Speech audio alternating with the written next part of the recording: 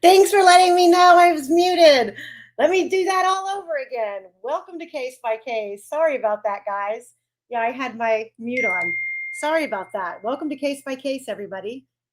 Episode 17 of the Delphi Vault. And I'm telling you what, today is going to be a doozy. And I'm waiting for Quester to pop in. I see that some of you are just now getting off of last night's live. Loved having Skip on. That was a great discussion. And we had a wonderful time, 4 hours. So I'm sure he's dragging today because he had to work. I felt bad after we got off. I was like, oh my gosh, he's going to be so tired. But anywho, really quick, tonight's live at 7. I'm rescheduling. I need to go to my daughter's when I get off this live. So I'm not going to have time. I'm not going to have the time that I had planned on finishing up the presentation for tonight. And of course, I want to give you guys as much content as possible, much factual and in-depth research as possible. So hopefully, and I have heard from Jackson Pierce directly, so I'm hoping that he will possibly be able to join us at some point. I know he wasn't able to join tonight because he said that he had to work. And so we're just waiting for, I'm going to have to reschedule it. It'll probably be Wednesday or Thursday. I go back to work tomorrow. Ugh, wish I could sit here every day, all day. It's just not feasibly possible. So yeah, it was a great live. Thank you very much, Judy. But today we have a jam-packed show. We have, not a show, we have more in-depth stuff. And yeah, it's new colors. Do you like it? We've been playing with a lot of things kind of behind the scenes, and some things I'm getting better at, and some things like technological stuff I'm still working on. But today's going to be jam-packed with information, and we're going to be sharing a lot of new things that we've not shared before. And sorry. So are you guys ready to get into it? I'm waiting for Quester to hop in. He's got the link. He might be doing some last minute preps. So let me check on him really fast. Let's see here. Shoo. Just to warn you guys, you'll probably hear my golden bark some while we're on here. He's downstairs. He doesn't like to do the stairs. So like, he wants some attention, or he wants me to come down there and play or something, he'll bark. That's just kind of his way of telling me, Mom, I'm down here, come down here. He won't come up the stairs by himself. So anyway, as soon as Quester hops on, we're going to get down and dirty into a lot of this. But in the meantime, I have something that I'm going to play for you that I feel just kind of a flashback of. It's going to touch, we're going to go over the CAD today, and a lot more in depth than we did the prior live. But I just kind of wanted to take you guys back to kind of, stem off of the topic and the conversations that we're going to be talking about today, and then some. So let me pull myself off, and I'm going to pop this on.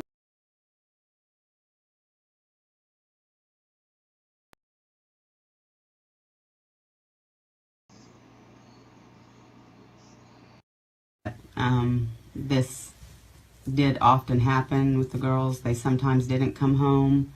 They might be at friends, and that Libby was wanting to go to her mom's, so they may have ran off. We had spoken to, obviously, the family a number of times as far as other locations the girls could have went to, and we had learned as far as their history, whether it be they went to each other's homes and not communicated that to other family members, that had happened in the past. But there had been times where the girls had been elsewhere and had not told, whether it be parents or grandparents or any other family members, where exactly they were. Okay. I've been with this agency in particular for 32 years, and so I had a lot of feeling and real faith that we were not dealing with an ongoing event as far as someone going out there and committing this crime again. More of a concern for me as a law enforcement leader was that we obviously did not want to create a large amount of paranoia and concern where individuals or families would have to constantly, if you will, be looking over their shoulder all the time, wondering, who's that behind me? That's no way for a community to live, in my opinion. And so wanted to convey that message that this was solely related to, or isolated, if you will, to these individuals involved. And so there was no factual information to believe that we were dealing with an ongoing situation with someone out there in the community. So I felt assured that, and still feel that way, honestly, that this is something that the community is safe. That he is not cleared but covered. Can you explain what covered means? Sure. Covered means that at some point an investigator has met with that individual or individuals, as the case may be, and in essence gained alibi information as to their whereabouts and their dealings during this particular time frame, particularly those 2 days involved of February 13th and 14th, 2017. And so we cover that information in determining what was actually happening in that individual's life. Where were they? Were they at work? Were they at church? Were they at school? Were they shopping? Where was that individual? So that's covered. One that has been questioned or searched, they are still a person of interest, and they will remain that way until there is a conviction.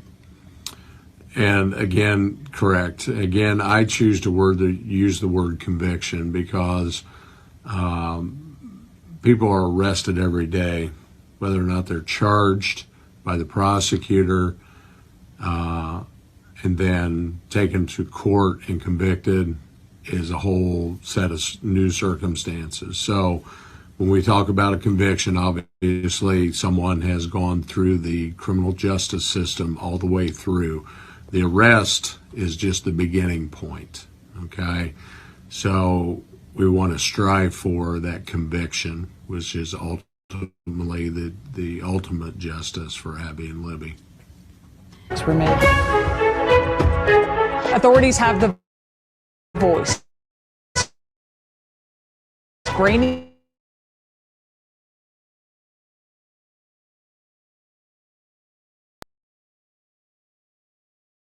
The girls haven't answered their phones since around the time they went missing. Missing, abducted, we don't know for sure.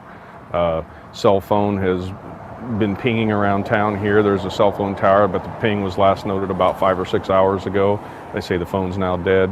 The last Snapchat from one of the girls was from 2:07. Text, I saw a text where that got delivered, but they never got read. Very scary. A new clue hiding on the forest floor. I got a call, I think at 2:30 from the sheriff because the latest ping was coming back to the area of the Monon High Bridge.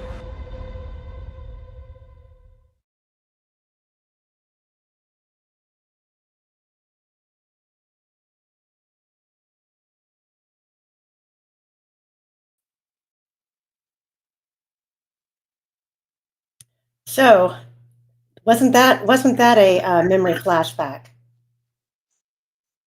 Hey, Quester. Hiya, sorry about that. Having problems with Facebook. Am I? Oh, you were having No, problems I with am. Facebook. Oh, are you? I am. Well, Yeah. I see I'm still having problems with getting you to add you to the screen.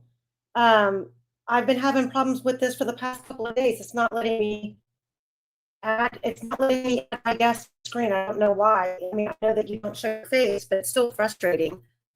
I look through everything that I can look for in the help center, and I can't find anything that pertains to why that would be doing it. I'll figure it out though. Hal, welcome.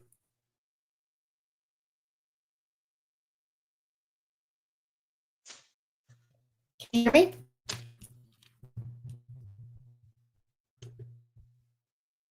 Ruh-roh. Quester, can you hear me? Oh boy.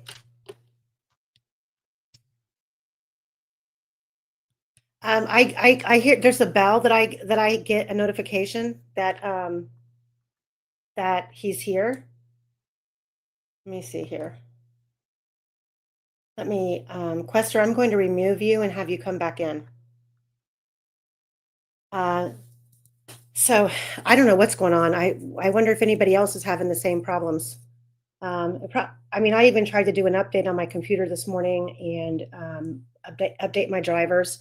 So I'm wondering if it's like a Google Chrome thing, if I need to switch what I'm using. So, ugh. And I'm cutting in and out. Geez, oh Pete, I'm going to just have a fit.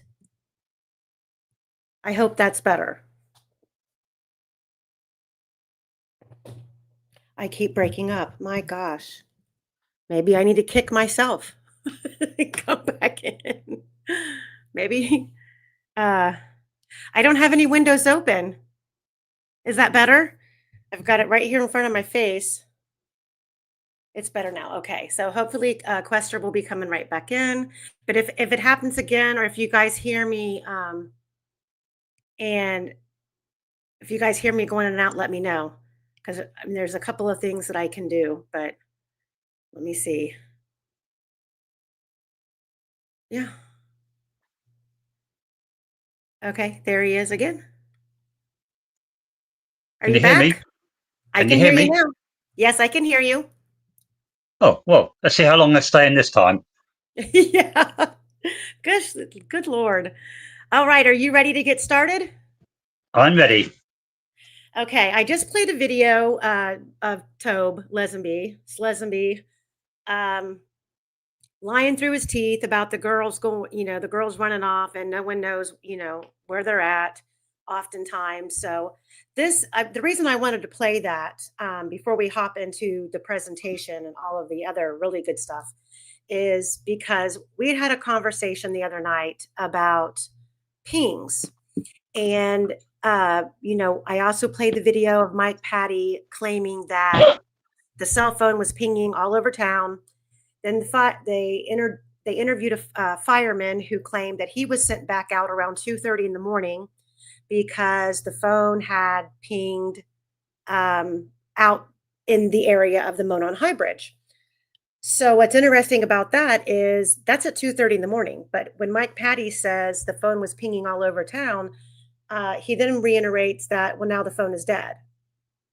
But we know from multiple Vault episodes ago that based on Libby's GPS on her phone, there is GPS information coming from the Patties to the Monon High Bridge. And you can see the path that they traveled and what was going on with the phone while they were in the car. So I did some research on, you know what, Free Ricky Bay, you're absolutely right. And that's around the time that the horrific screams were heard. Which, isn't that interesting that Miss Miller was not brought into trial?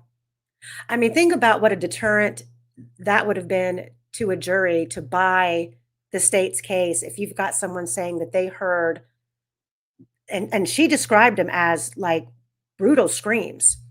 And they even called 911. I mean, the whole thing was documented and the defense didn't use them. I don't understand. But I went through, I went through some research and it's pretty consistent across the board with all carriers, AT&T, Verizon.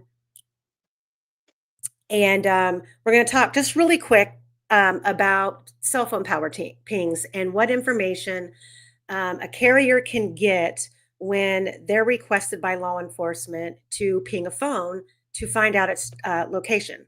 So it says, when law enforcement or a carrier pings a phone, they're asking the cellular network to actively locate the device in real time.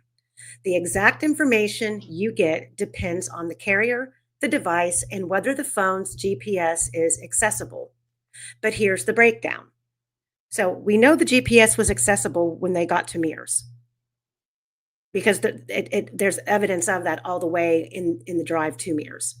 So from a basic cell tower ping, network-based location, if GPS isn't available or isn't shared, you usually get latitude and longitude, estimated center point where the phone is located, uncertainty radius, accuracy in meters, the circle around that point where the phone could actually be located.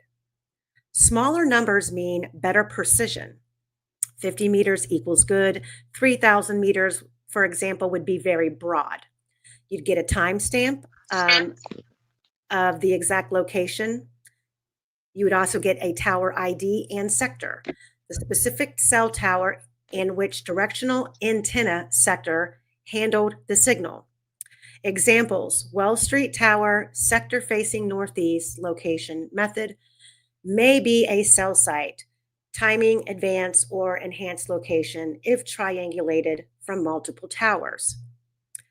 From a GPS-enabled ping, device-based location, if the carrier can request GPS data from the handset, possible if powered on and connection to the network, latitude and longitude with high precision, often accurate to within 10 to 15 feet.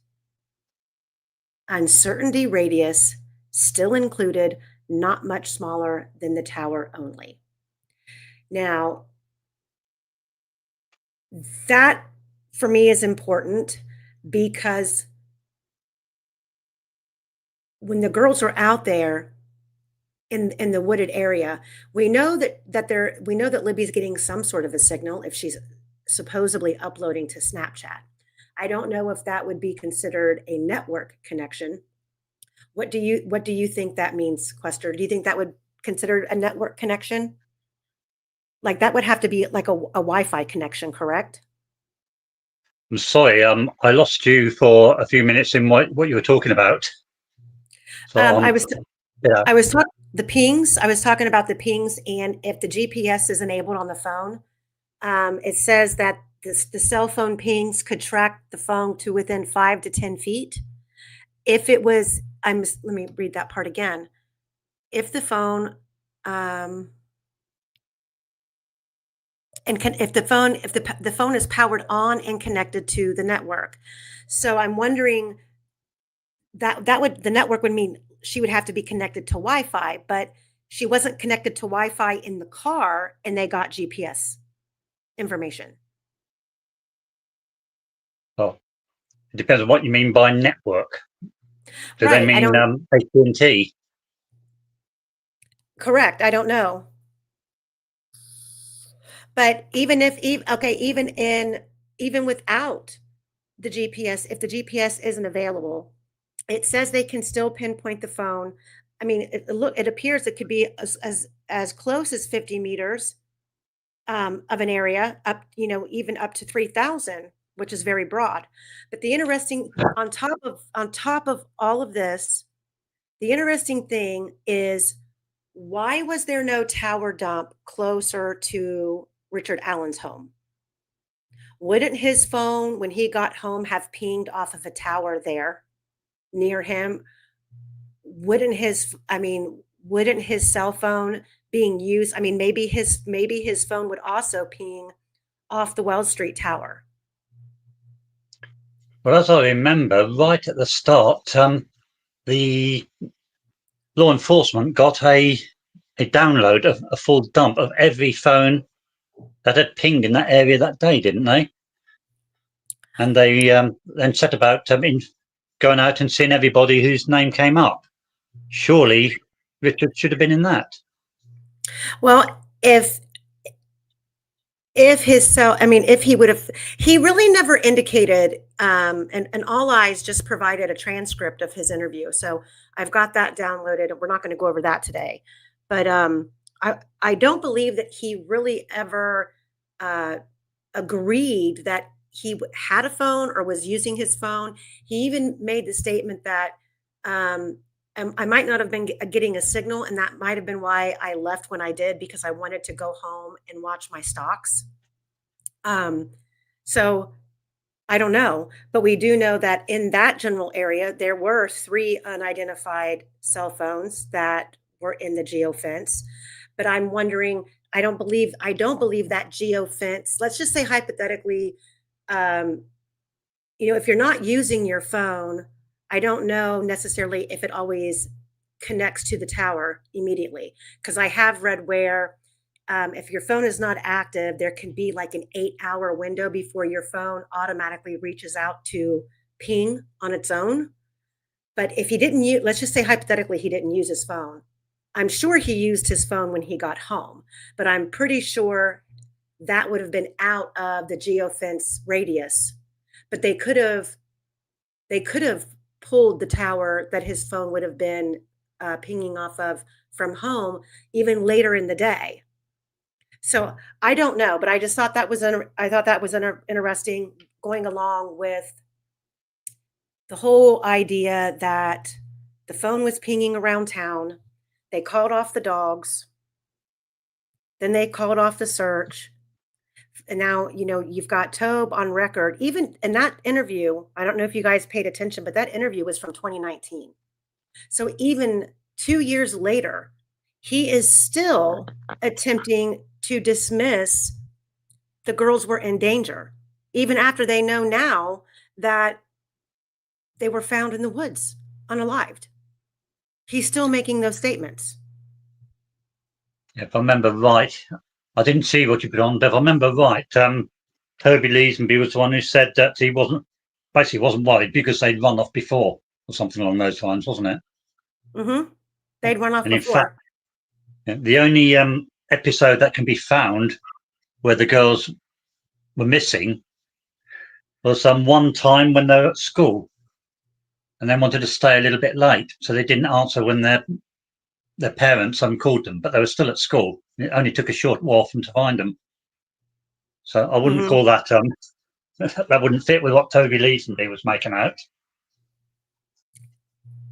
So Sleuthy just said Rick's phone at home is inside the tower dump. Well, then they should have known where he was and when his phone begins to come up on that tower. And I know that geofencing is different. That's what I was asking, because we've never officially been told that Rick Allen's phone came up in the tower dump. So my question, as I understand it, you can roughly locate by pinging. right? So, And that was what I was getting at. Even though if they're saying that his phone didn't show up on the trails during that time frame, wouldn't his phone have showed up in the dump when he was at home even later in the day? Or they could have pulled a dump from a different tower if there was a tower closer that his phone would normally ping off of, if it wasn't the Wells Street Tower. well, the way it works, say Richard had turned his phone off completely.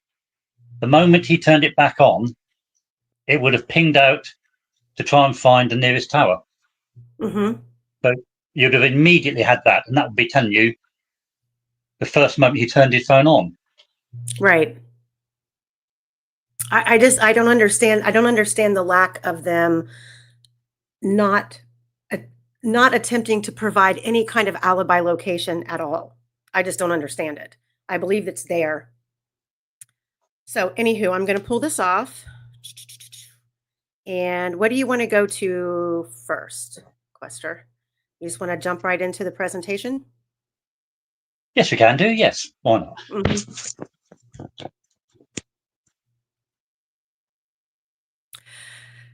Okay, let me pull these off the screen here.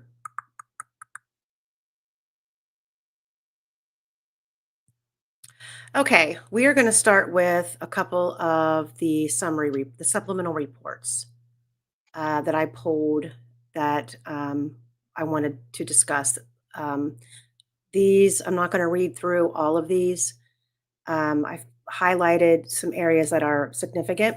Since we've been, for the past couple of nights, talking about Daniel Pearson, I thought it was very important that I show this. Um, for one, to clean up the rumors that Daniel Pearson didn't come forward until after what I think it was the rumor was a couple of weeks later. People assumed that when the bridge guy image came out, I believe it was on the 17th, that then people were throwing around accusations that, oh, Daniel felt that he was in the clear because that image on the bridge doesn't look anything like him. Well, the fact of the matter is he actually reached out to law enforcement on February 14th, early afternoon. We'll get into another one of these, but this one was interesting because of the details that he provided, and then how we have proof from some of his social media posts how he changed what he saw out there.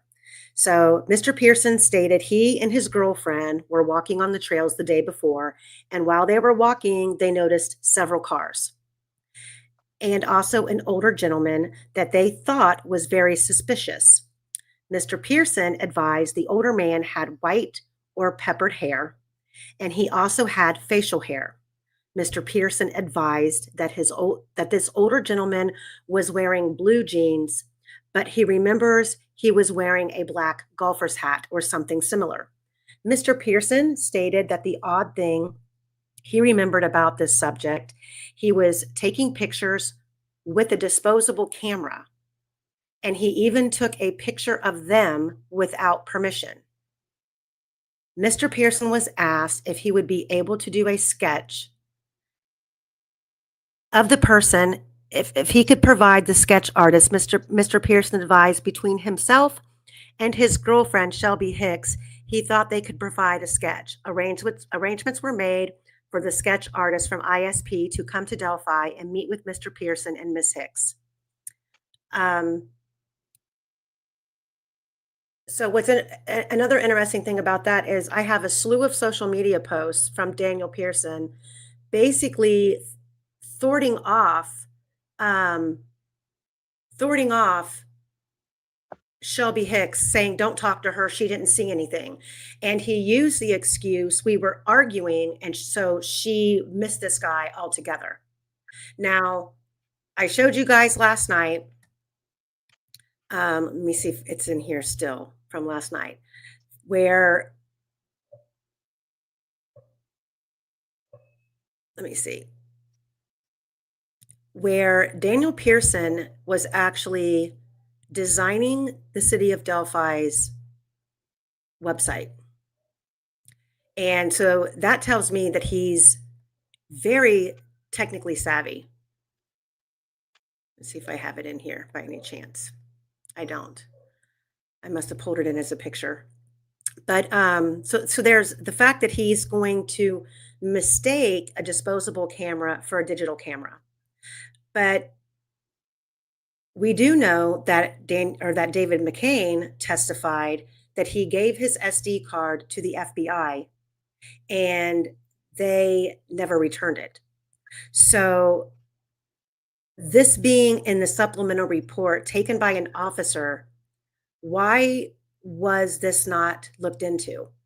What were the photographs that David McCain turned over to the FBI? Did they include a picture of Daniel and Shelby? And if they don't, is Daniel making that story up about a disposable camera? Wouldn't he know the difference between the digital camera and the disposable camera? And Michael Osbrook said there was an older guy out there no one has talked about. Well, I'm not surprised. Woman doing false memories. I don't know. David McCain doesn't strike me as somebody who would carry around a cheap little disposable camera when he uses Yeah, or Sleuthy, that was an entirely different person. That's what we're saying, and that's why this is important that this was said immediately following the girls being found. And I've not been able to pull up any kind of a disposable camera that looks anything like the photograph that we see of David McCain on the bridge with his brother with the big tweed like strap holding his big digital camera. So, and I don't even, Quester, have you ever heard of a disposable camera that has an SD card? No, they don't. It's simple as that. Me neither. So let's move on to the next one. Okay, now my parrot's getting involved. He's barking and he's screaming at Jax to stop. Jeez. Okay, so you this was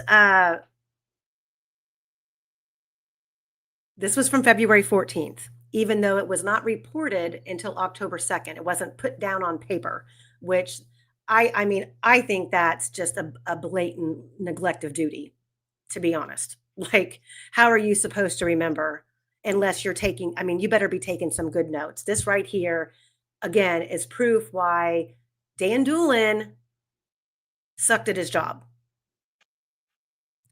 So Mr. Pearson did state when he parked, he noticed 2 other cars in the parking lot for the entrance to the trailhead. Which trailhead? Because we do not have one eyewitness account of a white truck being parked at Mears. We have Shelby Hicks, more than likely Shelby Hicks's 2004 Impala, because she said she had to park along the side of the road. And she had just got the car, so it more than likely had 30-day tags, paper plates. So it's pretty reasonable to say that she parked there. But he's never asked here. He's not called as a witness. And Shelby Hicks wasn't asked where Daniel parked. Did they ride together? Throughout her entire, more than half of her testimony, she verbally made it sound as though the 2 of them arrived together. However, at the very end, she slipped and said they drove to Amish country in Camden, and then he dropped me back off at my car, which means they drove separately. So where was Daniel Pearson's white truck? Mr. Pearson advised he noticed a smaller passenger car that was dark in color and a second vehicle that he thought was a Subaru. And it was a white station wagon type vehicle. Again, I made arrangements for both Mr. Pearson and Miss Hicks to speak with a detective in person. So the Subaru, I believe, was the type of vehicle that Derek German drove. Well, he had a white one, yes. Hi, all eyes. It was a white one. So then I think that we can infer that he's describing when they left, what he saw when they were leaving, because you gotta kind of like balance these 2 statements, because Shelby Hicks testified that when they left, they came off the bridge and they went directly to Mears and left from Mears. So this statement from Pearson, I would assume, was his description of the vehicles that were there when they were leaving. But that doesn't mean that's where he parked. And this is going to be my opinion only. But if Daniel parked somewhere else and they left in Shelby's car from the Mears lot, and she drove over to where Daniel was parked. Now you got to remember, this is a cheating couple. Daniel was engaged to be married. So they had to, if they're going to hang out, they need to be hanging out somewhere away from where Daniel, he could run into his fiance, and Delphi is not very big. So they said they drove out to Amish country and through Camden. And then he took her back to her car. So did she leave her car wherever it was that Daniel had originally parked? Because there is a lot of talk about the driver of a car that was sitting there.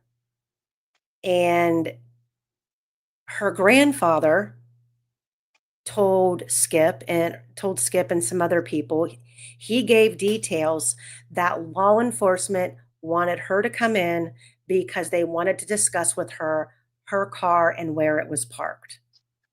And that's the only thing that I would think would make sense. But there's never been an eyewitness account that I can find where anyone said they saw a white truck at Mears. Not talking about anywhere else. I'm talking about just at Mears. So, Quester? Yeah. One thing I would say is they both Shelby and Pearson went onto the Monon Bridge. From there, they went to the car, Pearson's car.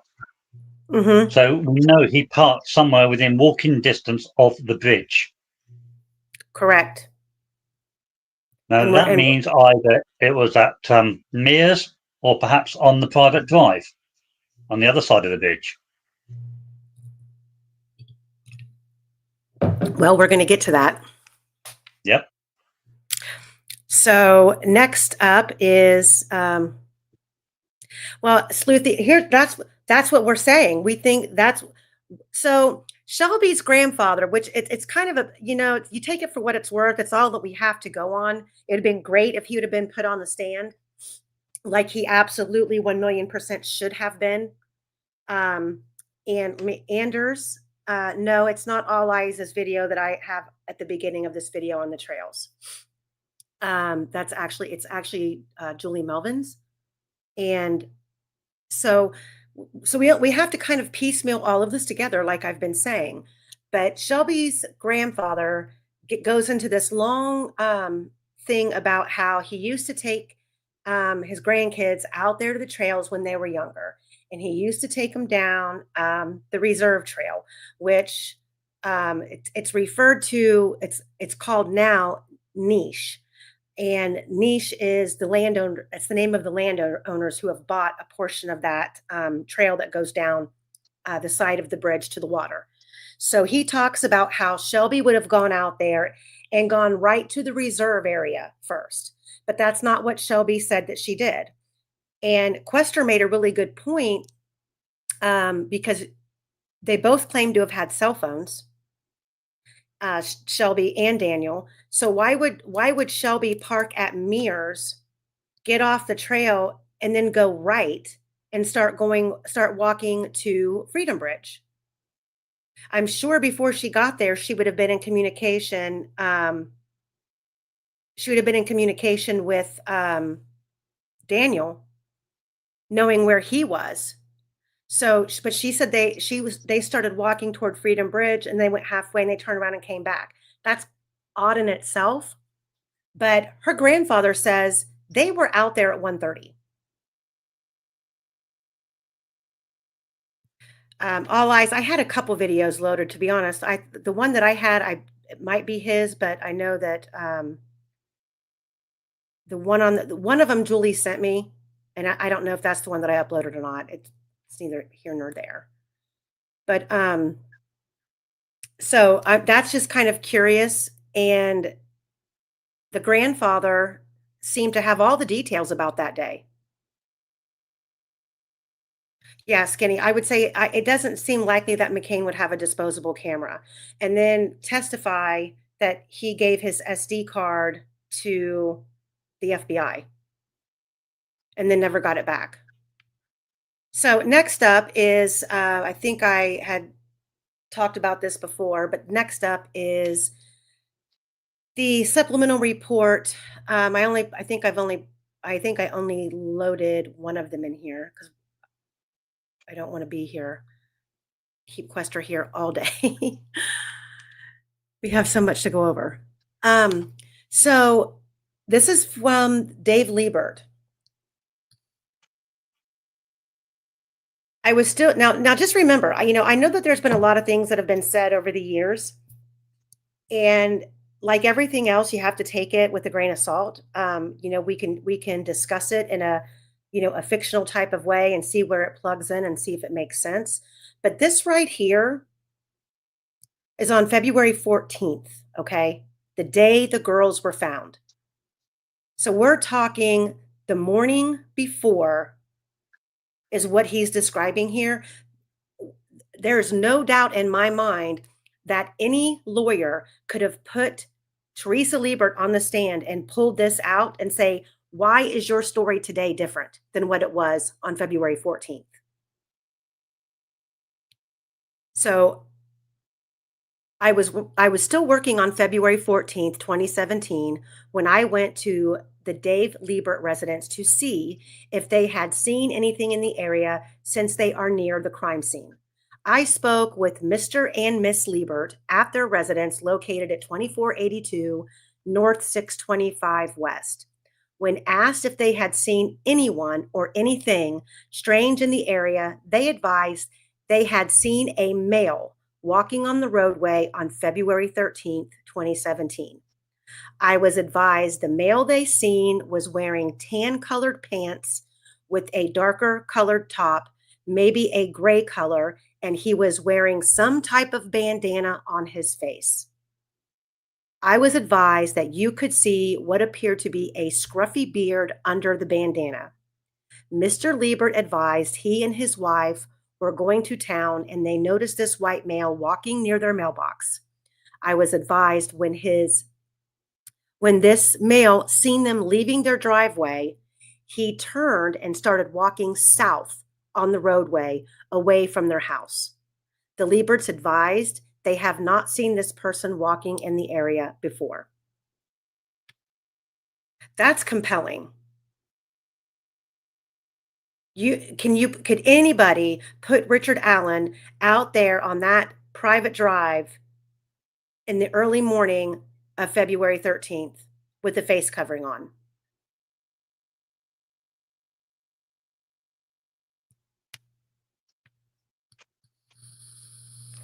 That actually makes me really angry.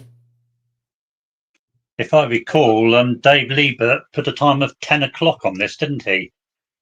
And the other report, I believe that he did. And what was interesting about that is, I believe Teresa gave an earlier time, and it He was gave only us. like. Go ahead. Teresa said it was 8:30, and they were coming back from shopping. It was absolutely amazing. Yeah, their stories are similar and the times are a little bit off, but the description is emphatically the same from both of them. And then over the years, and correct me if I'm wrong, I know I've read it and I've listened to it on my little app that I have, these trial transcripts, but there's so many. But if I remember correctly, at trial, Teresa Leibert claims she didn't see this guy's face. That's correct, she did. So, but on February 14th, you didn't see his face because he had a face covering on. So you mean to tell me that from February 14th, with all of the talk about the witnesses locally around town and leading up to the trial, she never heard that the witnesses claimed they saw a man with a face covering entering the main trails out there by Freedom Bridge, and it never dawned on her that that might be the same guy that was by my mailbox early that morning? I don't like this. This stuff is so simple to put forth and explanatory to a jury. I get your third party suspect with the Odinist and Ron Logan and all of that was excluded, but this stuff wasn't. This isn't naming a person. This is an eyewitness account that was documented by law enforcement. Well, they're saying that he had a type of bandana on his face, but if I remember, the sketch that Teresa did showed the bottom of his face, and she even made a point of saying he had pretty bad teeth. Yeah. Pretty good eyesight, hasn't she? Seeing through a bandana. I just don't know how we go from one extreme to the other. And that's no different than the old bridge guy sketch. The old bridge guy sketch, the girls said that he had half of his face covered, but yet we have a full face sketch. It's all it's all bullshit. Yep. So this is Daniel's truck. An actual picture of his truck that he was driving around that time frame. What is the name on the back of it? Can you read it? It says I believe it says 4x4. Yeah, 4x4. So Right. what's interesting and why I put this in here, even though I showed it last night, is because Quester did some digging this morning and came up with this. These are actual trial exhibits. This is the side view camera of the parking lot of the Hoosier Harvest Store. And right here out in front is a white truck.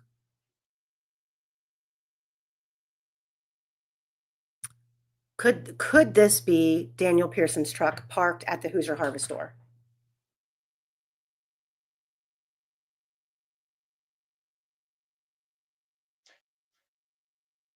Unfortunately, I don't know the American 4x4s well enough to be able to say. Well, it's going to take somebody. What we are going to have to do is figure out what year of truck this is that he drove, and then get a front photo of it and compare this grainy image the best that we can. But the one thing that I noticed right off the bat is the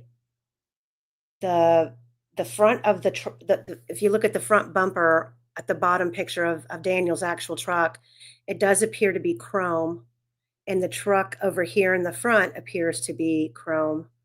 So, not saying that's his truck. It's just, we're having to piecemeal everything that we can get our hands on.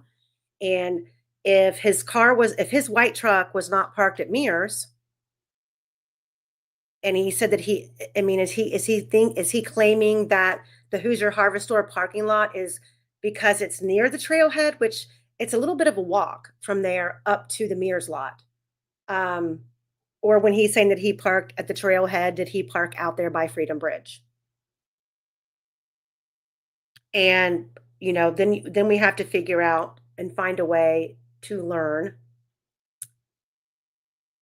where, maybe All Eyes Veronica could ask Shelby, or maybe she already asked Shelby where Daniel parked and where she had left her car that made police want to speak to her about the car. Skinny's saying this is a 2002.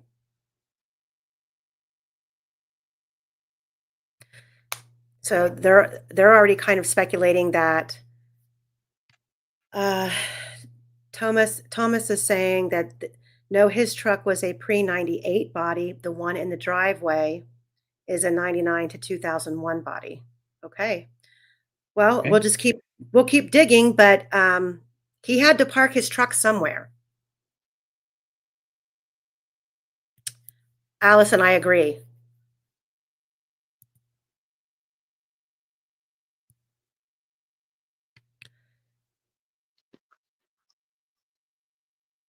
Let me move on. So, oh shoot, I didn't mean to do that. I didn't mean to cut that off like that. Darn it. Let me see if I can still read it.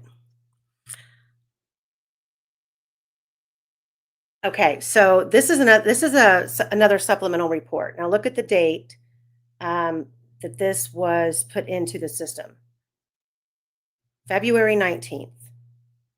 We know from based on the paragraph, so it was 10 days later that this was reported.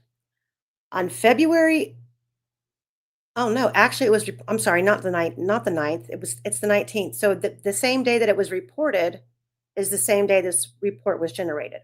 So on February 19th, 2017, around 11:45 a.m., I met with Blank at her residence along with Deputy Lingenfelter and gave Blank her phone back at the request of Detective Liggett.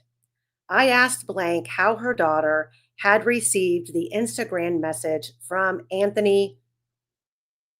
He has Schultz in here, but I'm assuming it's Anthony Schatz. Heidi stated that blank had received the message from blank, who now resides in Florida, and stated the original message was sent from Anthony to blank and was told he lives in Logansport at an unknown location. The information was given to Special Agent Nicole Robertson from the FBI, who was working on this detail. So that was on the 19th. And we know that on February 25th, 2017, they served a search warrant at Keegan Klein's property. So let's go back and read this one.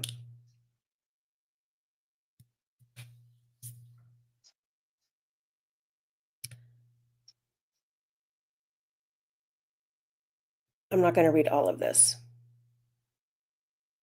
On February 18th, this is down here where the purple, where it says no belt. On February 18th, 2017, at approximately 23:38 hours, dispatch had contact Deputy Stephen Steele of the White County Sheriff's Office in regards to a tip he was following up on. I contacted Deputy Steele, and he advised he was out at a house in Idaville, and a woman there who was identified to me as blank said her daughter had been receiving text messages of concern from someone. I had Deputy Steele get in contact with Detective Tony Liggett.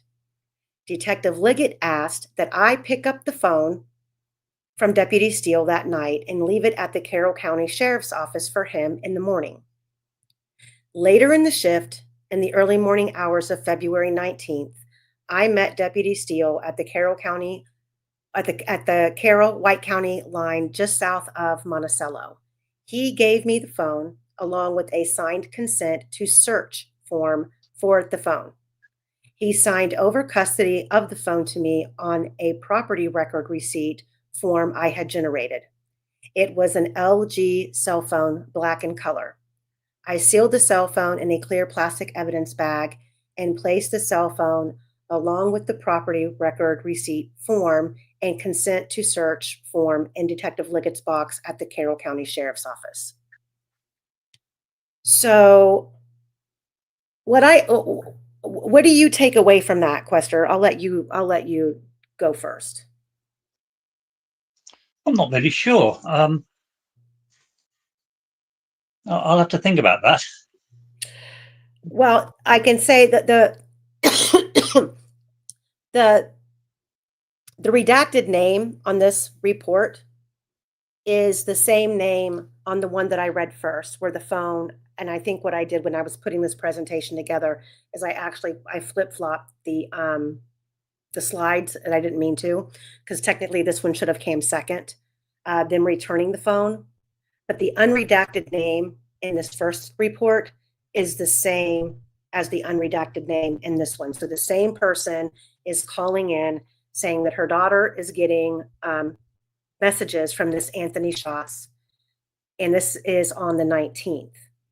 So how brazen is this user of the Anthony Schatz account that if it's involved in the murders of Abby and Libby, it is still continuing to contact young females to the point where a parent calls and turns it in.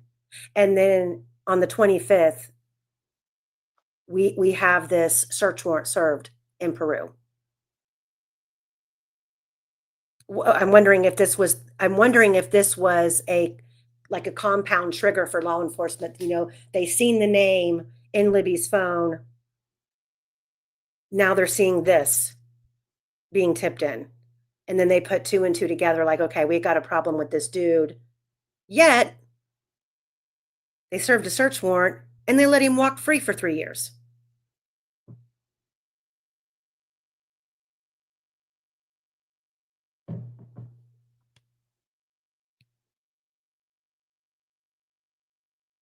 Okay. Was that in any way linked to the ski mask incident? I don't know. I need to go back and look up at to look up the date of that. I know there was a handful of us trying to track down that actual police report, and we couldn't find it. We couldn't find where it had been called into. Um, but I mean, honestly, it doesn't mean that it didn't happen. It honestly doesn't. It all depends on when. So I can't remember. I'm sure somebody in chat does, because it's been so long since we've talked about that.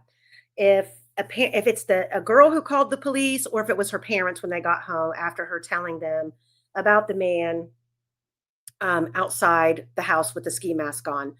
But if they were called out after the fact, if it wasn't, and I think this goes hand in hand with probably every law enforcement department across the country. When the threat or the situation is no longer in progress, an officer will be sent out to take only a report. So it wouldn't have been labeled as, a disturbance or something to that effect. It might have been just sent out, the officer's going to go out and take a report. And then depending on when he got there, what happened from there. But I know that actually this was several years ago, before Frank Meister and I stopped speaking because of our differences of opinions. We had been trying to track down that report. And we couldn't find any record of it.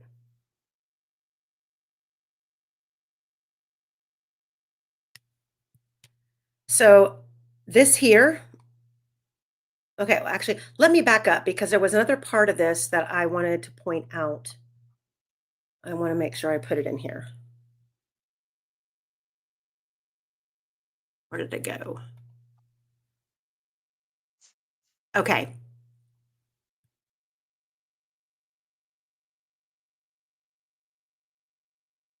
So this is also on February 13th, which, look at when it was, look at when the report was generated. It was generated on February 26th. So I went to the Monon High Bridge at approximately 23:18 hours, along with K-9 Deputy Spencer Kingery. Together, we searched the area directly above and below the bridge. On the north side of Deer Creek, we walked down to the shoreline of the creek and followed it west from the bridge for approximately a half a mile.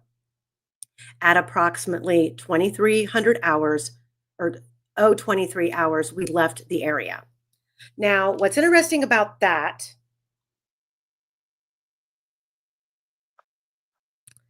this is on April 3rd that this is generated. The incident actually occurred on April 2nd, the day before this report was generated. On April 2nd, Mitch Catrone and I were at the Monon High Bridge checking the area. I was walking directly under the bridge on the south side when I found a black belt laying on the ground.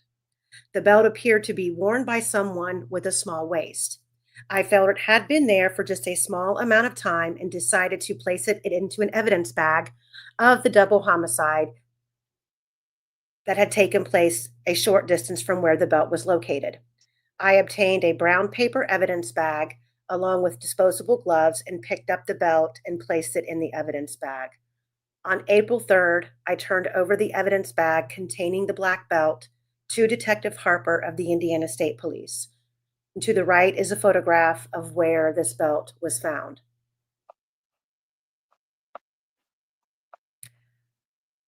But how was this belt not found on the 13th? And literally the pathway leading from the hill to the creek. If you're coming down from the bridge, where that belt was found would be literally right off to the left-hand side of that pathway. You can see the worn down path.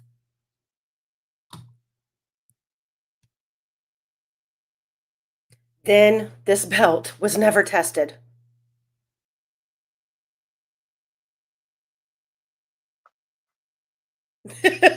Skinny said, then Holman decided it wasn't relevant, so we set it on fire. Pretty much, it was never tested. And Anna was asked if the belt was Abby's, and she said Abby had quite a few belts, and she couldn't say for sure. It could be, but she wasn't sure.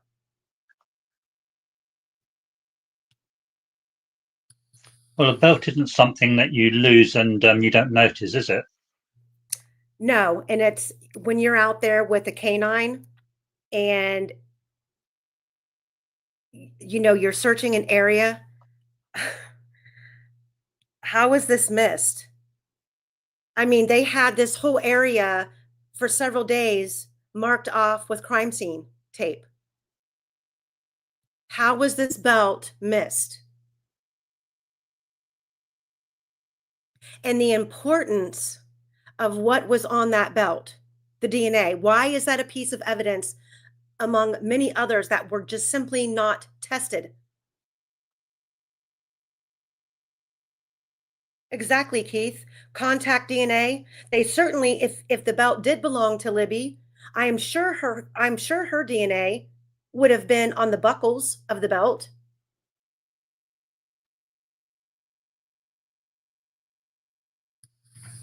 Oh my God, you guys are killing me in chat. V said, yeah, Skinny, then they threw broken glass on the fire and Doug Carter walked across it to prove Holman's not a liar. Oh my God. Oh, that's great. That's freaking hilarious. And I just furthermore, and we're not done yet. We're not done. But furthermore, as a parent, all of this, I mean, just the simple fact of all that was lost or disregarded or discarded in this case, as a parent, when you have law enforcement lying to your face about how important solving this case is, and then you find out what a careless, shitty job they did, I would not, as a mother, stand behind them and believe a fucking word that came out of their mouth. They would have to prove to me 150% that they had the right guy, because this whole thing was a sham. I just do not understand it. Laura, I don't know if the belt was broken. I didn't hear that it was broken.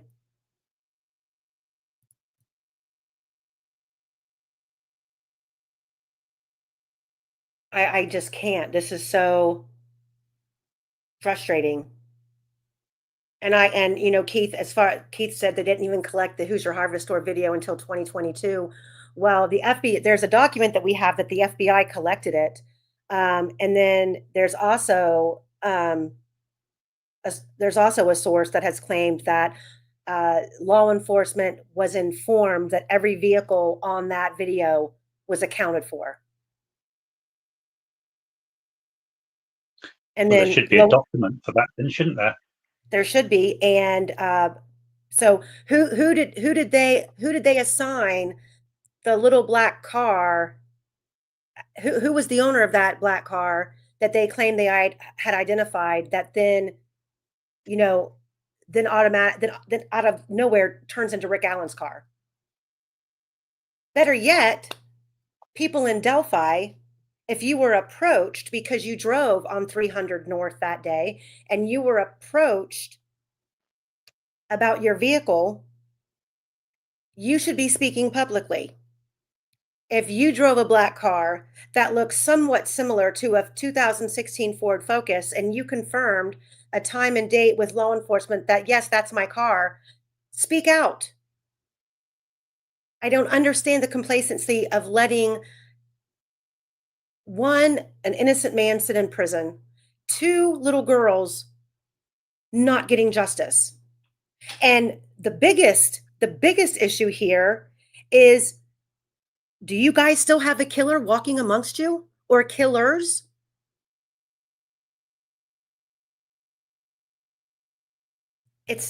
it really boils my blood. It pisses me off.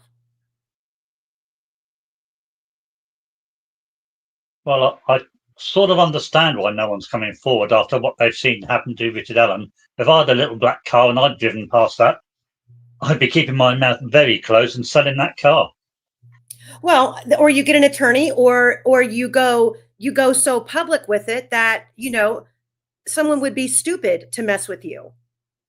That's just, and I get it. Not everybody, I'm just not cut from that normal cloth. I speak my mind, and I'm aggressive about how I feel. And in a situation like this, I would be raising the roof everywhere. But we're the minority, people who care about what happens to people in our justice system. The majority of the people out there don't ever stop to think about how many people are sitting in prison that are innocent, wasting taxpayers' dollars. They just blindly put their trust in law enforcement all the time. Yes, undecided or unindicted. I would be. I absolutely would be.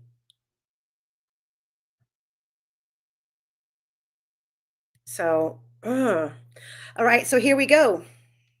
On to the next one.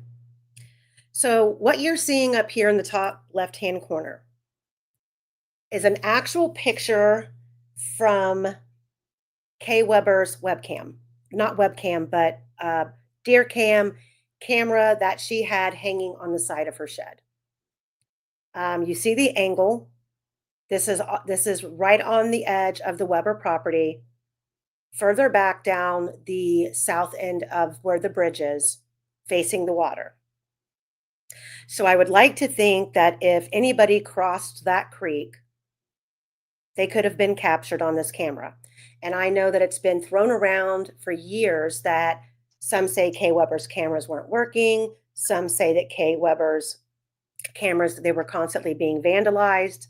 I know that Kay Weber has said that David McCain emphatically was constantly after her, wanting her to make sure that her cameras were up and working because they were tired of all the vagrant people and meth heads coming out there and, hanging out and tearing up the trails, which is understandable. But down here is an actual report that was taken on March 16th of 2017. I met with Kay Weber at her residence at 2510. Pay attention to this, guys, very closely. On March 16th, 2017, I met with Kay Weber at her residence at 2510 North 625 West. Kay stated she had been going through some of the trail cam footage and found a guy standing on the bridge and two girls off to the side. The pictures were taken in November around 7:21 a.m. The two girls dressed in blue jeans or dressed in blue sweatshirts and black pants.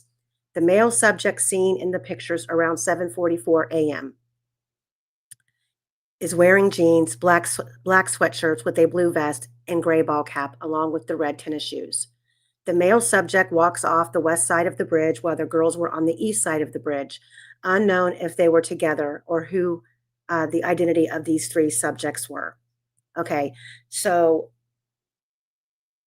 this photo right here shows that there was very much a probability that Kay Weber's camera could capture the creek. Then, when we get to here, there is at the very end, now look at the crime scene tape. At this point in the game, you are not going to convince me that while the crime scene tape is still up and all that law enforcement has on their hands, that they were worried about putting a trail cam on that tree right there facing the bridge.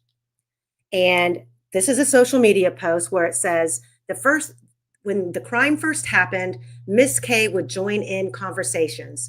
She let us all know there was vandalism done to her cameras before. She said she had one that did work. It was pointed down to the creek. It was on the side of a shed. She has, but she said it picked up nothing. Police had already seen it. I asked if we could view it. After that, she was not on sites much anymore and never posted what was viewed.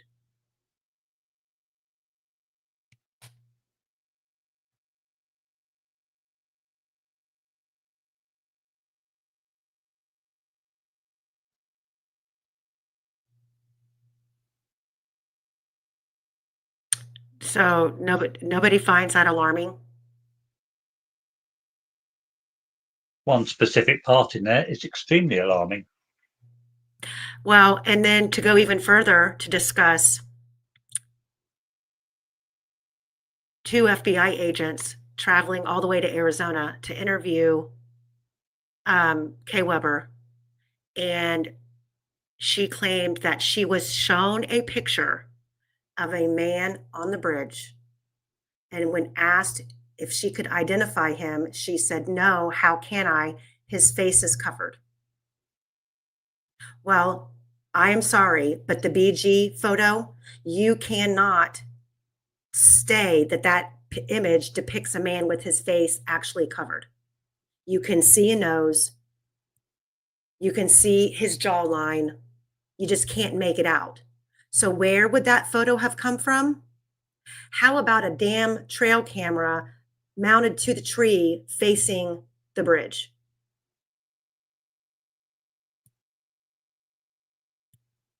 Or are we supposed to believe that that was the first thought they had? They didn't think to go collect the trail cameras. As we know, there were officers sent out to do so and then called back. And we were never, it was never clarified until trial that the deer cameras were actually picked up. So they didn't right away go out and pick them up, but we're supposed to believe that while the crime scene tape is still up, that this this camera right here was installed so the police could watch the bridge? Or was this camera already there, and who did it belong to?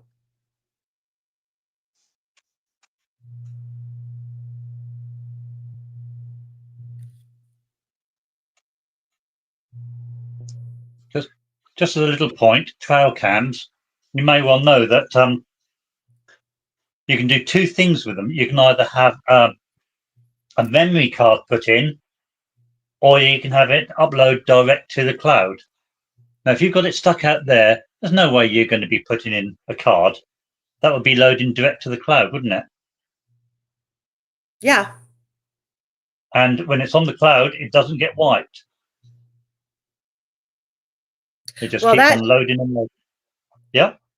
That is very important. And this photograph here, and if I remember correctly, this photograph was it was either Anthony Greeno out there on the creek bank, or it was Julie Melvin. I will ask Julie to confirm, because Julie knows about this photo and where it came from. But there is no way in hell, if this camera was working, it wouldn't have captured girls running across the creek. And if they didn't, and if the camera was working and they didn't go across the creek, where'd they go?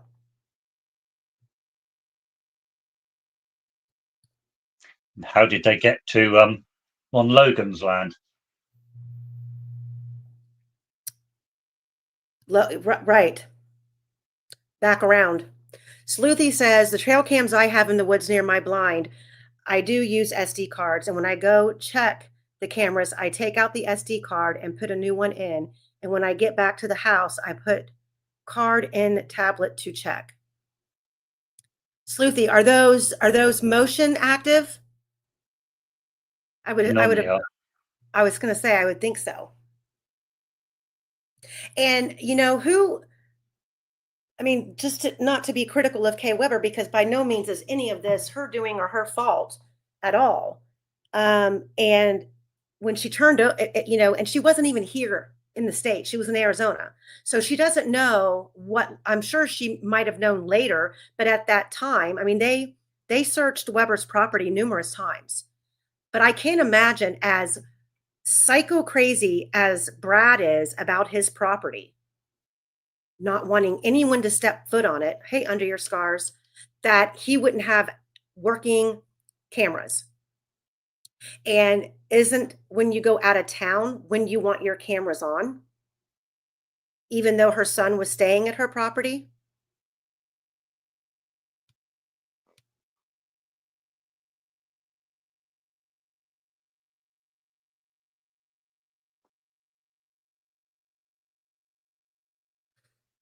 Hmm. Well, if they're anything like me, I've got trail cams, and I've got a spare one, so that if one does fail, it gets changed immediately.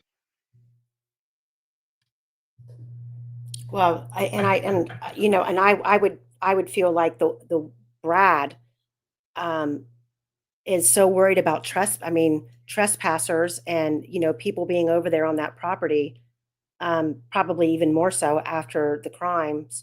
But they just strike me, his behavior has always struck me as somebody who would, when he's not home, he'd want to be able to go back and see if anybody had invaded his privacy. And I know that Ron Logan's ex-girlfriend had told me that they had a big problem with Ron Logan because Ron Logan's horses used to cross the creek and come over to their property all the time. And then there's also all of the reports of Libby getting scolded by Kay for going on her property. I there's people like that, that are just not neighborly. I would never get mad about a little girl walking across my property. But, it is her property. She can, tell people to get off if she wants. Quester, Women Doing False Memories wants to know what kind of beer you sip. Anything that anyone takes their eyes off. That means anything and everything. Just about. Apart from Guinness. Oh, you like Guinness? Like, I don't know. Oh, no, you don't? Like that. You said apart from Guinness. Okay. Yes, V. The arrest warrant. Well, I don't have the actual arrest warrant, but I do have the inventory. I think I posted it on my community page. If you want to go check that out, and you can screenshot it. It's got an itemized list of the items that were in his trunk. And yes, there were night vision glasses, there were trail cams, there was a weapon or two. I want to say some flashlights, some weird things.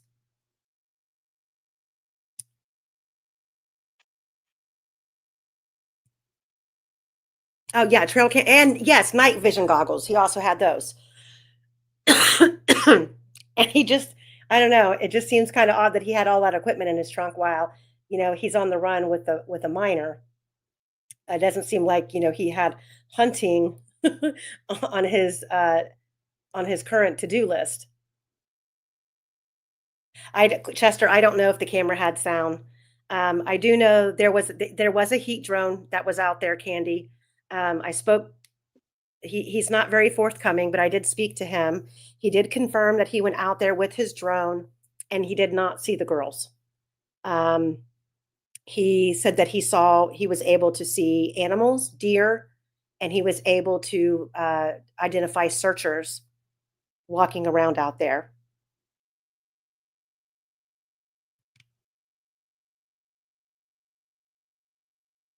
No, there was not that I know of, V. And I don't know if you could contact Kokomo PD and get more information about that.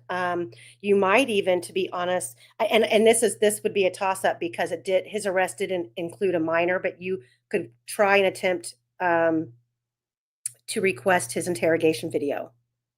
Information might be in there, but not. Indiana is funny about what they just make up the rules as they go, and anything that's considered part of an ongoing investigation, they do not have to release at all.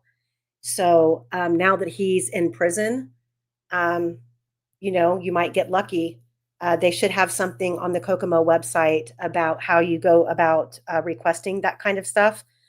I know that when I requested Garrett Kurtz's interviews, I got 1, 2, 3, 4, 5, 6. I got 6 interview tapes, not tapes. They came on CDs. For all 6 of them, the total cost was $55, but that was out of Newton County. So now we're going to hop over into Quester's land. And we are going to talk about the CAD and the anonymous tip and what he's been able to piecemeal together with the pings and the research that has already been done, and how all of this, we can weave it in and out of what we know. So do you want me to read this, Quester, or do you want to read it?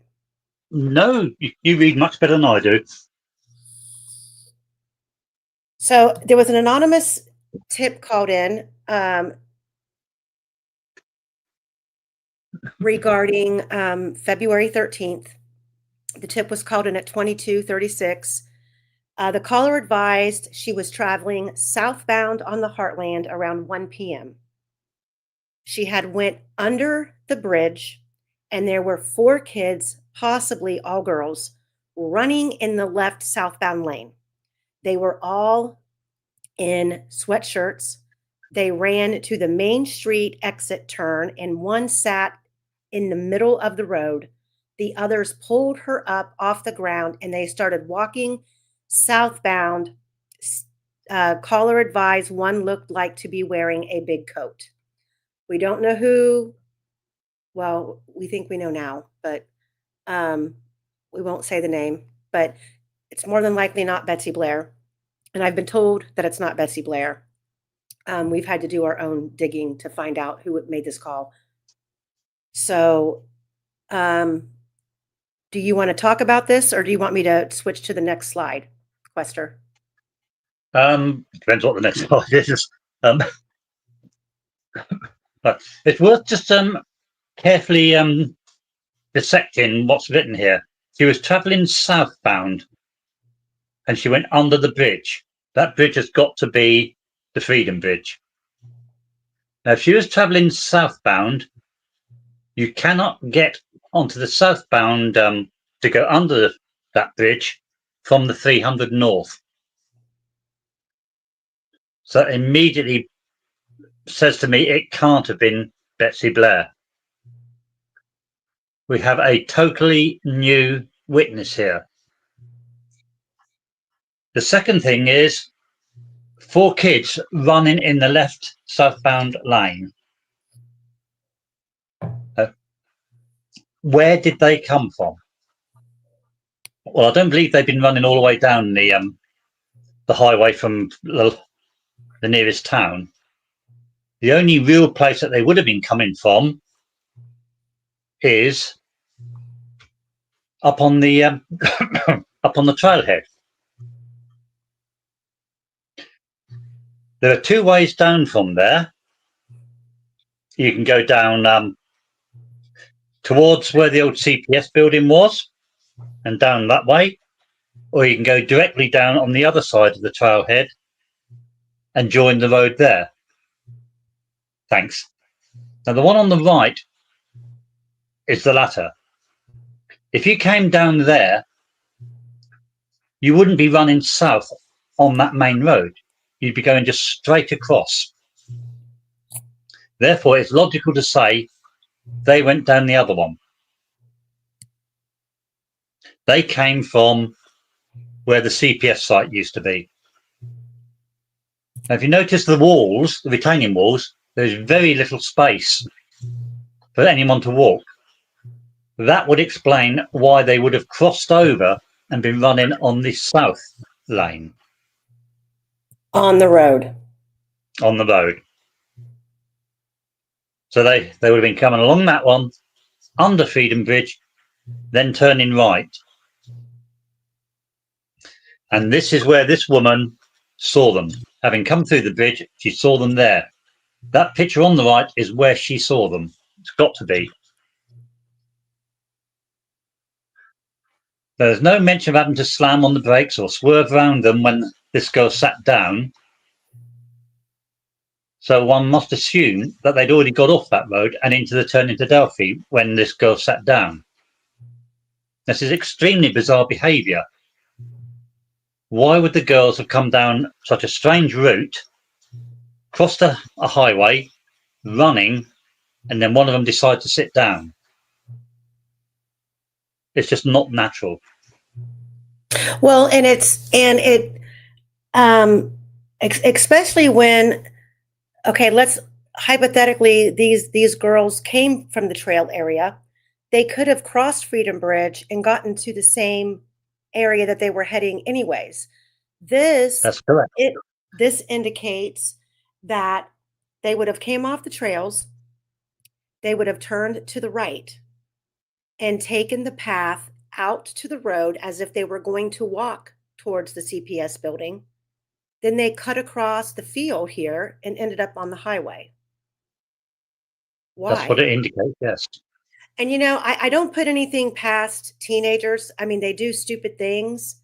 And when they're out of, earshot and sight of mom and dad, they running around, acting silly, sitting down in the middle of the road, teenagers do stupid things. And to me, the bigger concern is, who was this group of 4 girls? Because that changes everything. We don't have another group of 4 girls. We only have 1. We have a group of another set of 3 that around this time were supposed to be crossing the railroad. They were going from the trails, I believe, over to City Park to play basketball. And we know who those 3 are. Was there a 4th one that was left out, or did this caller miscount how many she thought she saw? But this time is significant, that there's more girls out there in a group, girls that Rick Allen claimed to have seen, and this timeline matches up perfectly, even if this caller was off early or late by 15 minutes. If she saw him at 1:45 or she saw him 1:15, because Rick was supposed to be gone from the trails by 1:30. Which then means, was this the girls that Rick saw? Or was it the 4 that we know of that were out there, and they didn't all tell true stories about how they left the trails and what they were actually doing? And I have to say, I find there's only one way that could even be possible, and that is if the photos that were taken out there on the trails that day were taken earlier but weren't uploaded to Snapchat until later because of the time. Well, you'd also have the problem of Betsy Blair having said she saw 4 girls going over the Blue Bridge. Correct. Michelle, thank you so much. Guys, thanks, Michelle. If you guys aren't a member to the channel, she just gifted 20 memberships. Thank you, Michelle.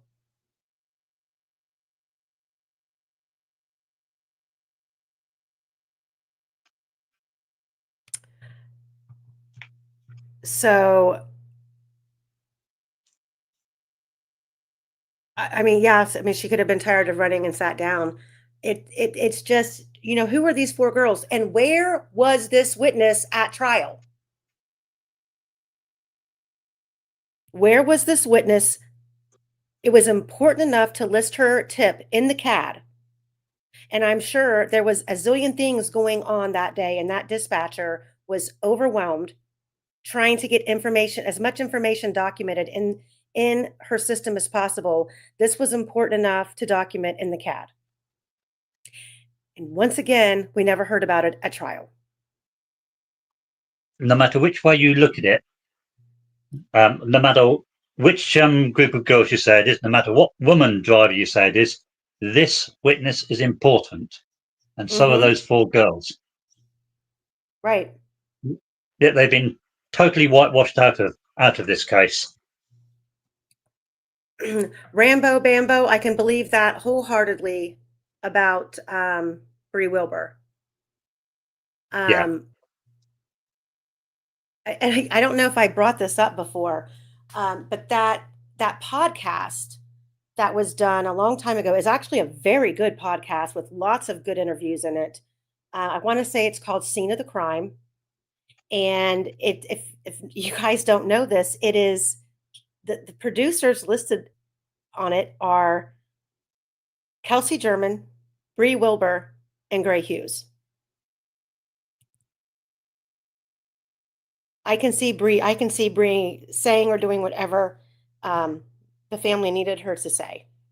Now, Rayleigh, I'm not so sure. I don't know how close of a friend she was to Kelsey.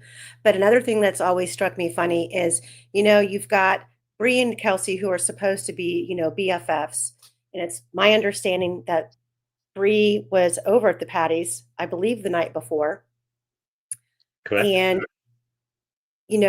Bree gets this message after posting a picture out on the trail from Libby saying, "Are you still there?" And she says, "No, we left 10 minutes ago." I mean, wouldn't she have stuck around to say hi to Kelsey? Well, the other thing is that Bree said that when she got up in the morning, her father told her it was a cleaning day. Well, I doubt that her father was at the Patties. So can she please make up her mind which house she was at? Right. And wasn't it Rayleigh who said that when they went and collected Bree, they saw Kelsey there? That's been, yeah. And I'm not sure. I know that's the rumor. I'm not sure where that's been stated, but yes, I mean, that's part of a list of a piece of a timeline that I have that says that they saw Kelsey over there, with, at her boyfriend's house that day, that morning. But, and that was where all we can do is speculate. I mean, teenage girls don't like to end the fun. That's all I'm going to say. And if there were a group of kids at the Patty's house on Sunday night, all hanging out, not really sure what the likelihood of Bree saying, "You know what, I'm going to call it quits and go home," that night. Did she spend the night? And did Kelsey get up in the morning and give her a ride home, and that was just completely left out? I mean, we just don't know.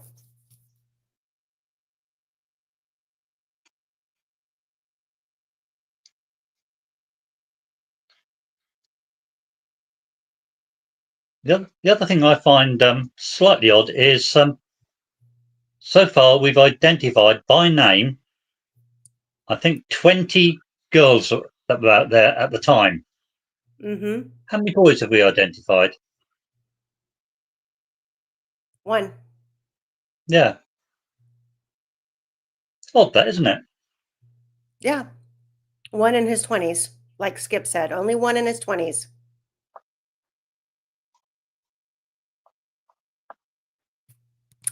Okay, let me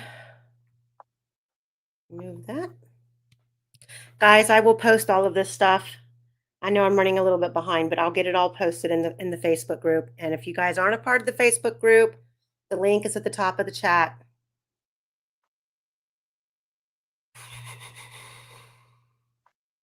Oh, wait a second. Where are we at? Did I remove that? I sure did. Hang on, let me pull it back in.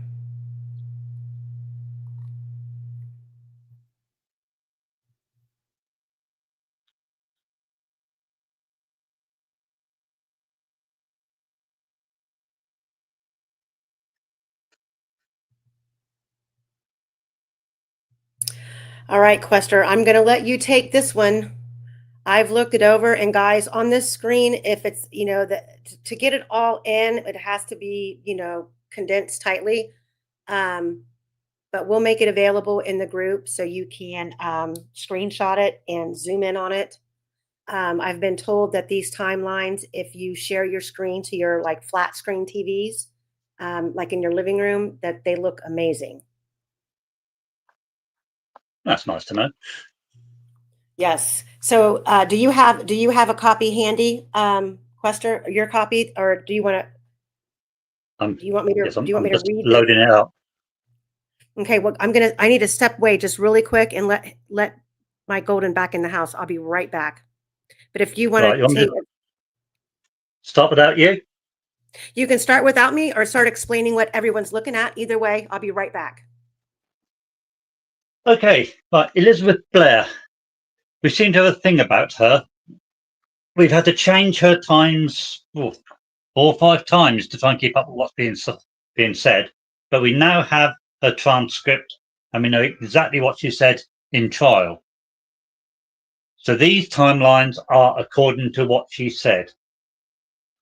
Now, on the left, we have what she said, word for word. She outlined the route she went, how many times she went round. Perfect, lovely. Now, what I've done is I've taken each route and I've put them on top right, and I've assigned them the amount of time it took to do each part of that route. Now, those times are confirmed by a lot of people that have been out there and walking. It takes so many minutes to do this part, so many minutes to do that part. Now, I've given this the fastest speed you do them in if you're walking.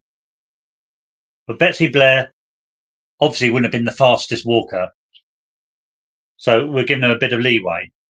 I've also not allowed for if you wanted to stop at any point and just have a look around. I've taken the times as if she just speed walked to the point, turned and speed walked back each time. So I've got loop 1, loop 2 and loop 3. Loop 1 and 2 were the one she did before she went back to the library. And loop 3 is the one where she says she saw the man on the bridge. Now, I then overlaid those times onto a full time run with the excuse me, with the camera times, the Who's Your Harvester times put on them. Those times are, you can see the upright red marks on the green timeline. Now, if you take the first 2, that's when she came in, that's when she left. Therefore, between that time, she had to do loop 1 and loop 2, finishing on that second red line. However, as you can see, when you overlap it, it doesn't fit. You can't say, well, I'm not giving her time for this, I'm not giving her time for that, and so on. Those times for the camera are fixed according to law enforcement. So this immediately tells us she did not do the walks that she said she did. Nowhere near. She has lied on what she did. I then did the same with loop 3. You can see the 3rd and 4th red marks are the times that camera again corralled her times to. And you can see loop 3 takes about twice the amount of time that those cameras could allow her to. So we therefore have another impossibility. Betsy Blair could not have done loop 1, loop 2, or loop 3. She has lied consistently on what she says she did. Given that fact, we cannot then accept her saying, oh, well, I was at such and such a place at such and such a time. This has an impact in that we now can't be sure when she saw this man on the bridge. According to loop 3, she wasn't on the bridge at the time she saw, let's call him young man. According to loop 3, she was down Nietzsche's at that time. Or she lied. Which do we take it? Well, everything here says she lied. When we go back and we look at what when we go back and look at the time frame, I would say, you know, there could have been some prosecution coercion here, but there also could have been, you know, these individuals who were out there early on were completely disregarded early on. I mean, her sketch was completely disregarded. You know, Cheyenne and Daniel, all of them, none of that was investigated. And we know now why. It's because they were going after Brad Holder and this religious sacrifice killing that they believed they had in the woods. We know that based on them reaching out to Professor Turco. We know that they were down in Rushville interviewing all of these people. So it could be that by the time they came all the way back around, and if I remember correctly, and I have it, they didn't pull Betsy Blair back into this investigation until after the April 19th press conference. So was she, let's say not lying, but trying to remember and just doesn't have a very good memory? And when she was trying to, you know, this is what I normally did, but, you know, she testified to that's what she did do. We just don't know, but we do know that her times do not match the camera, the Fitbit. And we also know that she's seen nobody else out there on the trail that day when there were multiple people that she didn't see that were there. Sorry for interrupting. That's right. And that's where the red writing at the bottom of that comes into play. I've listed there, not all of them, but the prime ones that were moving around on the trails at the same time she was supposed to be. Now you can see from that, it was absolutely impossible for Betsy Blair to be moving on that trail, yet having met nobody. Rarely, for instance, her group were in exactly the same place twice as where she should have been. Every single one of those red ones, there is no way she could have avoided passing them or seeing them if she was doing those walks. And as you can see, there's a lot of them. And none of those saw her either. When you got 12 o'clock to 1:15, that's an hour and a quarter. And in that time, there's 15 people she should have walked past. Yet none of them saw her, and she saw none of them.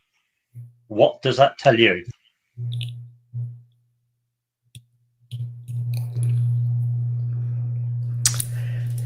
It's very strange. Yes. And I don't recall. Well, we don't know, other than the 4 girls, we don't know what anybody else claims to have saw because we didn't hear from them at trial. But we've got, for instance, David McCain was on the trials at the time. He never saw her. Yep. Richard Allen. Regardless of whether you accept his story or the state story, they should have met each other on the trails. But they didn't. If you go by his story, they should have met in loop 1. If they go by the state's one, they should have met in loop 3. They didn't. There's something extremely wrong here.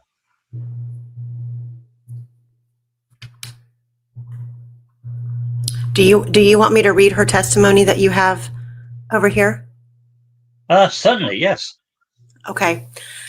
So this is a portion of Betsy Blair's testimony. She was asked a question and her answer was, okay, So I parked at the Niche's parking lot, which was across from the Mears farm. And I would park there in the little gravel lot, and I would go down to the intersection of the trail. And then I would turn left and go towards the Monon High Bridge.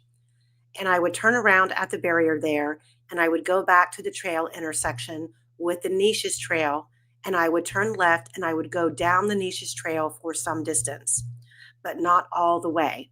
And I would turn back and come back up to the main junction again and turn left, and I would go down to the Freedom Bridge. And then I would come back to the main intersection and then turn to the left, which is where the car was parked. Question. Okay. And how many loops would you do in a given trip to the High Bridge trail? I would do that route 3 times. Now, on this particular day, February 13th of 2017, did you do 3 loops? I did 2 loops, and then I took a break, and then I did the 3rd loop. Now, if you guys remember back when we went over her Fitbit information, she left the trails to go to the bathroom, but there's a period of time where it seems she just sat in her car. For what? Was it like 10, 15 minutes, Quester? It would appear so, yes. And this is, bear in mind that is while she was bursting to go to the loo. That's why she went to the car. Correct. And well, you'll know the first thing you want to do if you're bursting to go to the loo is go to your car and sit in it for 15 minutes. I do it all the time, don't you? No, not really. No. Be a very wet car. Yeah. I would do that route 3 times. So now on this particular day, did you do 3 loops? I did 2 loops, and then I took a break, and then I did the 3rd loop. Okay. When you came back, did you park in the same place? I did. And did you do another loop in the same fashion that you described to us? Yes, I did. So when I was on the 3rd loop, then when I went to the High Bridge, then I did see someone on the bridge. So then you came back to the junction and do your short jaunt into the Niche's area toward the water, correct? Yes. And then you go back to the main trail and go toward Freedom Bridge? I did. Okay, so then did you continue on to the Freedom Bridge? Yes, then I kept walking. Okay. Do you remember seeing anybody of consequence on your way to the Freedom Bridge? No. And then do you come back to your car? Yes, I did. And then you leave the area? Yes. Hmm. So no one.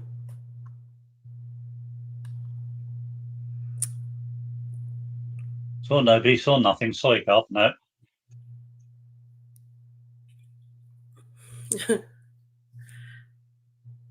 Not sure whether she should be allowed to keep her license.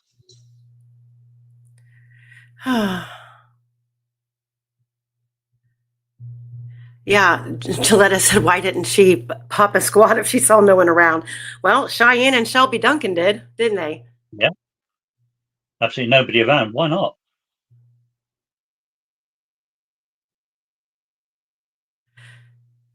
Yeah, left to the Niche's Trail. That Niche's Trail is that's the property owner who's bought a portion of that trail system that goes down by the water. So this next one is a doozy. Again, you guys might not be able to read it on here, but once you get your hands on it, you should be able to zoom in on it. Quester, do you have this in front of you? Just getting it up, yes. Right, Okay. got it. And do you want to explain what they're looking at? I shall try to, yes. Okay. This is a list of all known pings and attempted communications with the phone that was found under Libby. Now, on it is the information from all the extractions by the state experts, and also the information from the CAD document, which we recently managed to get hold of. In black is the state's experts. In green is the CAD information. In red are the, shall we say, interesting items.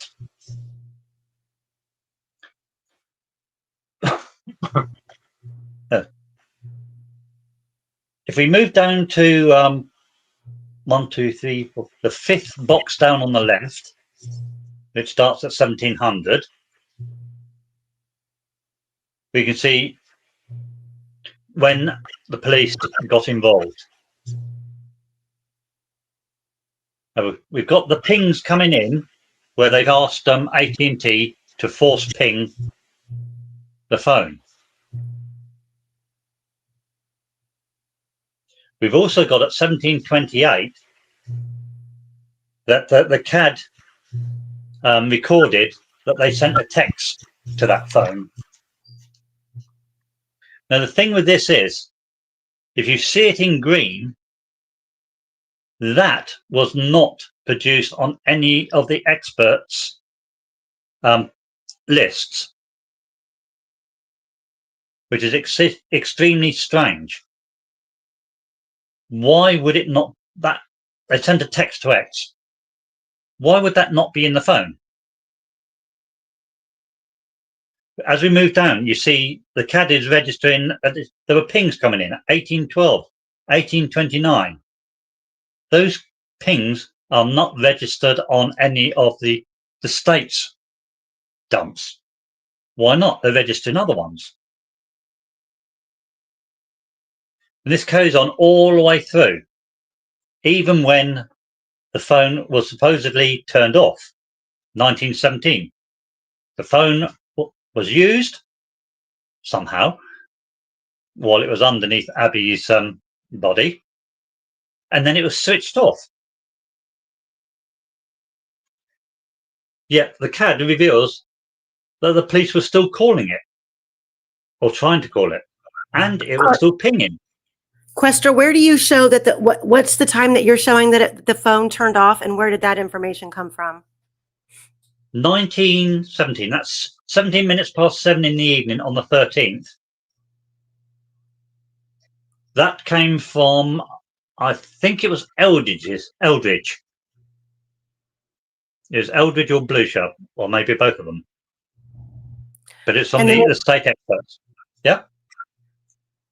And then at 22:32, it was turned back on and used. 22:32, it was turned on and used again.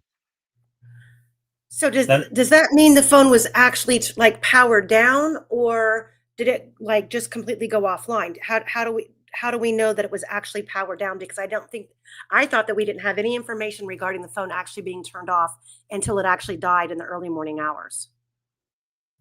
Well, this is the odd thing. The state experts say it was turned on and used. They say it was switched off at 17 past 7. It was after they kept switching it on and off that they destroyed the records of the turnings on, turnings off, and so on. But fortunately, they'd already recorded this. Okay. Yeah. I'm going to have to pull out Eldridge's testimony in her reports and post them with this. Yeah. Now, the interesting thing about the one you've just picked up on is this happened 2 minutes after the official search was declared stopped. So 2 minutes after it, the phone gets turned on and used. The last ping to the main Wells Street tower occurred, and something was plugged into the phone's audio socket. That's quite a lot going on with this phone that's under Abby. See it? Mm-hmm. And it's 2 minutes after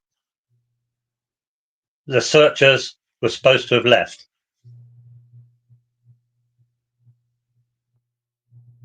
That's extremely coincidental, isn't it? Mm-hmm. It also kind of lines up with the next morning how everybody was being deterred from going around that area by the firemen and law enforcement, and then all of a sudden they just open it up to all the searchers. That's correct. Now, through the evening, that phone continued to take pings in. We're still getting ones that the CAD registered that these experts somehow didn't get off the phone. And this carries on. If we then move over on to the right, you can see it's still pinging. Yes, there's one or two missed out. Well, that can happen, the odd one. Until we get into sort of 1:15 in the morning. Then we're getting large. We've got a whole hour there of no pings. That's very unlikely when they're being forced. And this lack of pings suddenly stopped at 2:14 in the morning. And surprise, surprise, 2:14, the phone was used. Another very strange coincidence. And that's the same block of time that the firemen that we just listened to on the video claimed that they were requested to go back out there and look because the phone had pinged, and this was like around 2:30 in the morning. This is when the screams were happening and so on, 2:30, yes. And the pings start up again. And at 2:45, we have the experts saying that the phone was used again and then switched off. When you say used again, is that the backlight coming on like the phone was being handled? It could possibly be. They were not very specific. Okay. But all I can take from the word used is it was manipulated in some way. Correct. I don't know if you've noticed, but I've just told you twice that the phone was switched off. Mm-hmm. And nowhere between those two did I say that it was switched on, did I? Well, wait a minute. Let me look. No, down here at 22:32 in the left column, it says turned on and used. Used and, okay. So turned on and used. But turned on, I mean, that I know that there's an issue with the manipulation of the phone that didn't occur because the phone was receiving a notification or a phone call or a text message. The backlight, the phone had to have been picked up and moved for the backlight to come on, and that would take human hands manipulating the phone. That's so I'm correct, wondering, yeah. I'm wondering if that's what they mean. But if the phone is stabilized under Abby, that's not happening. No. And also bear in mind that the experts suggested that this plug-in wasn't actually plug, it was dirt. So while it was under Abby, some dirt managed to creep under there and find this audio socket and creep in and short some contacts out. That's not very likely. As you probably know, dirt itself isn't conductive. It would have to have moisture in order to do that. and if that phone, you would have to believe the phone. If they went across the creek, the phone would have been submerged in water, and it wouldn't have taken hours for the phone to have. If you'd have immersed it in water, it would have reacted immediately. It wouldn't wait. How many hours? I think it was, the first, it was like 2 hours, 3 hours. It was 5 something when the first, actually, in the water. I take that back. There was an insertion right after the bridge video was turned off, while they were probably literally in seconds going down that hill. So that was prior to even, if they crossed the creek, that was prior to them even approaching the water. And Shibby had a question. Quester. Hi, Shibby. How are you? He said, are they implying the records lost from powering on and off Libby's iPhone are the most recent ones wouldn't they have to cycle power 1,000 times to lose the most recent files?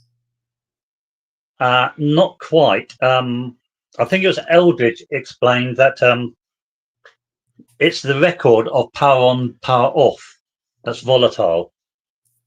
He reckoned that every time you turn it off, you can reset that record of the power on, power offs.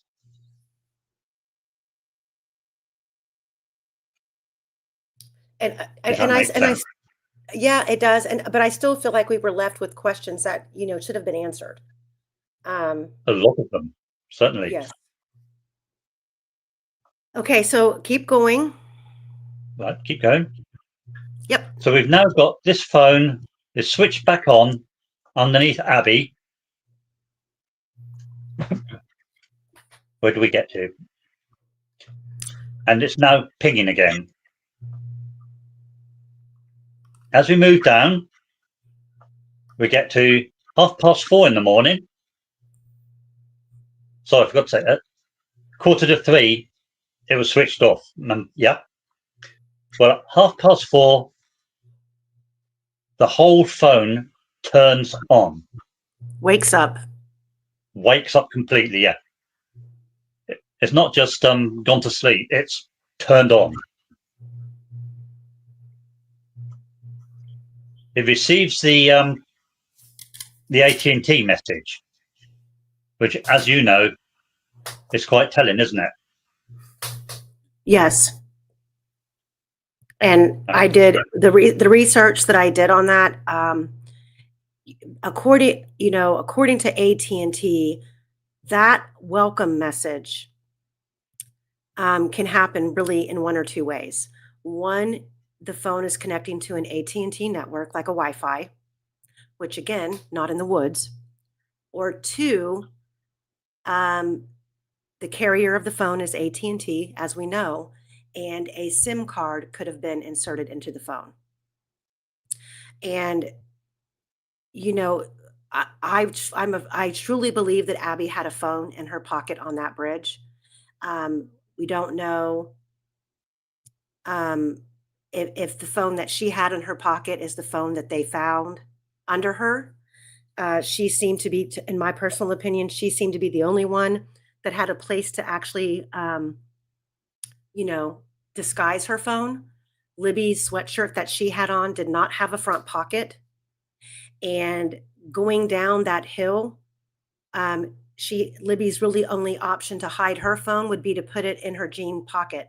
And as a female, I don't know if you would be able to get a phone in your front pocket. It would more than likely be a back pocket, which would have been a visual thing that whoever had them would have seen her do. So we just don't know. But if a SIM card was removed, switched out, exchanged between two phones, there's something so bizarre with this phone data that you can't really rule out a SIM card being tampered with, or phones being swapped, or AT&T accounts having multiple phones on them, and one phone has a SIM card removed. So then the other phone is what is recording data on that account. We just don't know. I would love for this phone data to just be scoured through from beginning to end, because we know that Eldridge implied that she had more information to disclose in court. She just wasn't asked the questions. And she also implied that, without coming out directly and saying it, that she believed the phone did move after 2:32 p.m. But that welcome message is significant, because that is at the same time. And I'm not a phone expert, so I don't know if a phone has been dormant and it's woken up like this, something triggered the phone, whether it be a SIM card put in or a connection to a network. Who's to say? Because I do believe the order in which it's listed in the phone data is the SMS messages were received first, and then the welcome to AT&T was at the bottom. But is that how it would just automatically list if it all happened simultaneously? I mean, you cannot justify all of those messages coming in at once and saying that it did not happen, because you can't disregard the AT&T. Well, the AT&T thing happened after all of that. I don't believe that. I know an expert can probably tell us for sure, but I think it was simultaneously, and it was just the order of the data popped in and basically created an event in the phone data, and it just so happened that the welcome to the AT&T was at the bottom. That doesn't mean it came in.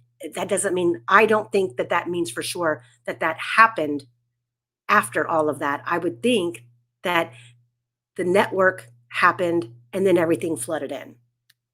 It has to, really, doesn't it? You would think so. The welcome message is part of the connection. Once you're connected, then you will receive.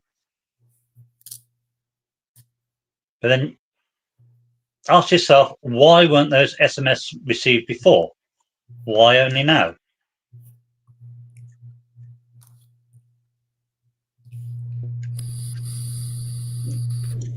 I mean, it doesn't make any sense. After 2:32, there are phone calls that come into the phone. There are messages that make it into the phone.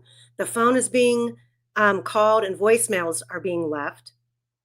And then the phone just stops with that kind of information until this 4:33 timestamp. And if that phone was laying in the same place,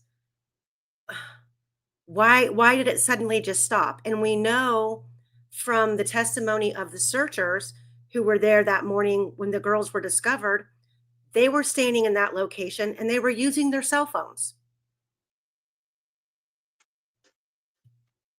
And presumably this lump of mud that had creeped in there for a nice warm evening had decided it would now leave, and obviously has a bit of pride because it cleaned up behind it. It sure did. Yeah. I wish I had dirt in my house that did that. Yeah, it cleaned itself up. Yeah. So I think we can say, no, this dirt idea is worse than a joke. Yeah. This was human. No doubt about it.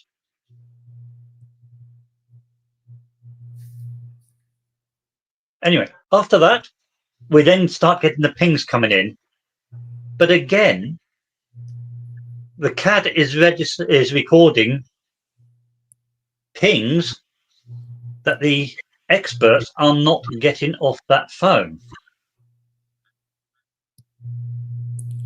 Now, one has to wonder, why should you have two totally separate lists of pings that do not cross over? How can that happen? Well, and I would like to know where the AT&T portal report is, because it is documented in the CAD that law enforcement did reach out to AT&T and request them to ping the phone. Now, and let me remind everybody that the Find My iPhone was enabled. That's bizarre. That's correct. Yes, well. But they reached out to AT&T, and when you do research on AT&T and law enforcement and how they operate in a situation like this, where you have family and it's a high risk missing persons case like this, they necessarily would not require a search warrant. In other cases, they do. Like if they're looking for, somebody who just broke into a house or something, they're going to have to get a search warrant to track somebody's cell phone. But in a case like this, it explains that AT&T may not require a search warrant, but AT&T does provide a report once this event is over with all of the pings and the timestamps. And I'm assuming location. Yeah. I'm quite happy to believe that the person who was filling out the CAD was not informed of all the pings that were happening. That's fair enough. Or maybe he didn't write them all down because they were coming in one after another. That's fair enough. It can happen. But those ones that he wrote down should still have been in the data on that phone, shouldn't they? Say that one more time. What'd you say? What was that? The pings on the CAD. Mm-hmm.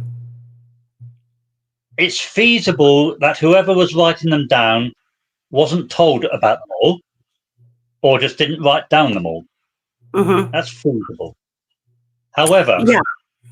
each one of those that he wrote down should still be on the phone data, shouldn't they? Yes, Every they should single be. ping. So why are none of the ones he wrote down on the list of the phone data that the experts provided? I just don't think anybody looked at that. Well, we are now. Yeah, I mean, I don't think up until trial I don't think anybody looked at that. If I was to stick my neck out, I would say it's evidence of 2 phones.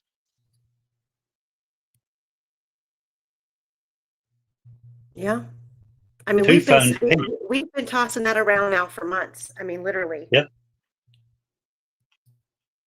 And there's nothing else that I can think of that would leave that impression in Abby's pocket. And it also makes sense. You know, everybody who sees that photo of Abby on the bridge discuss why they could never cross that bridge with their hands in their pocket. But if she had something of value in that pocket on that bridge, you know, she's not going to want her phone to pop out of her pocket and fall in between the railroad ties and go down into the water or below the bridge.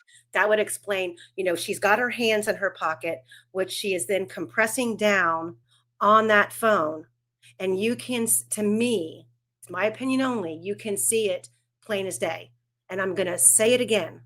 I've had teenage girls. I know what they're like with their phones.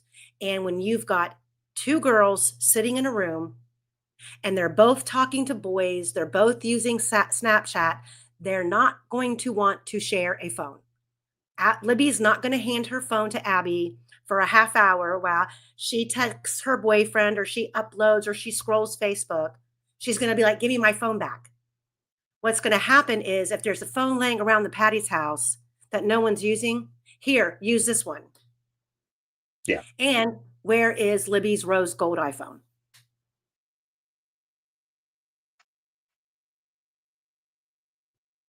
That Becky Patty said she had.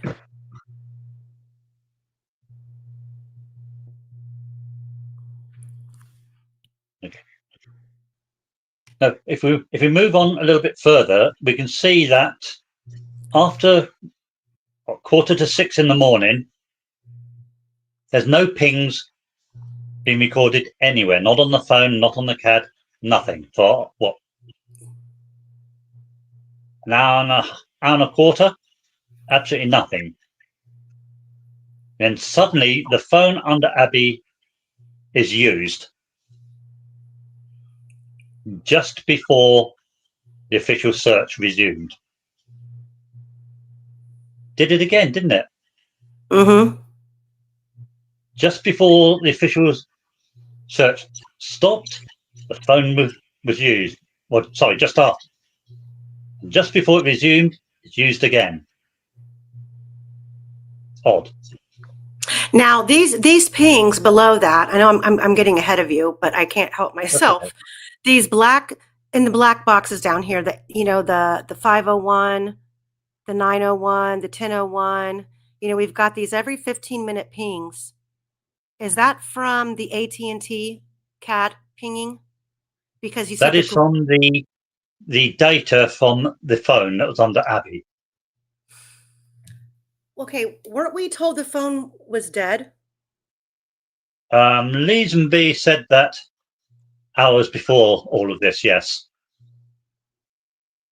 So how, so okay, so we have these pings were sent, but we don't have any data as to it actually bouncing off a cell tower, Well, like the coordinates on World Street. it has to have been, because it wouldn't ping otherwise. Oh, so so the These are forced pings, which means AT&T are forcing the ping. and the phone has to be on. The phone, yeah, to make the phone respond. Yes. These aren't just a phone looking to try and find the best signal. These are forced pings as requested by the police. And that is where AT&T would be sending out to the phone and saying, answer me. Mm-hmm. And because it's registered on the phone, that means the phone received that forced ping. And it is an automatic thing to respond.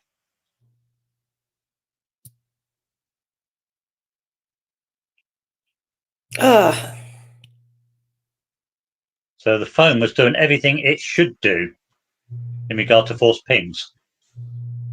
Even though, according, as you said, the phone was dead. You know, So there's. Go on.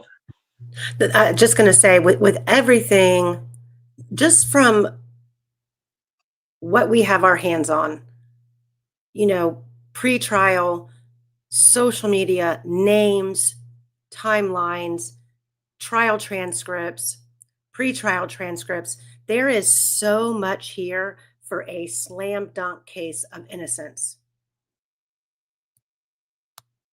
for Rick Allen. Well, we've got so much to make a good argument that there was another phone and there was human intervention after the phone was supposed to be under Abbey.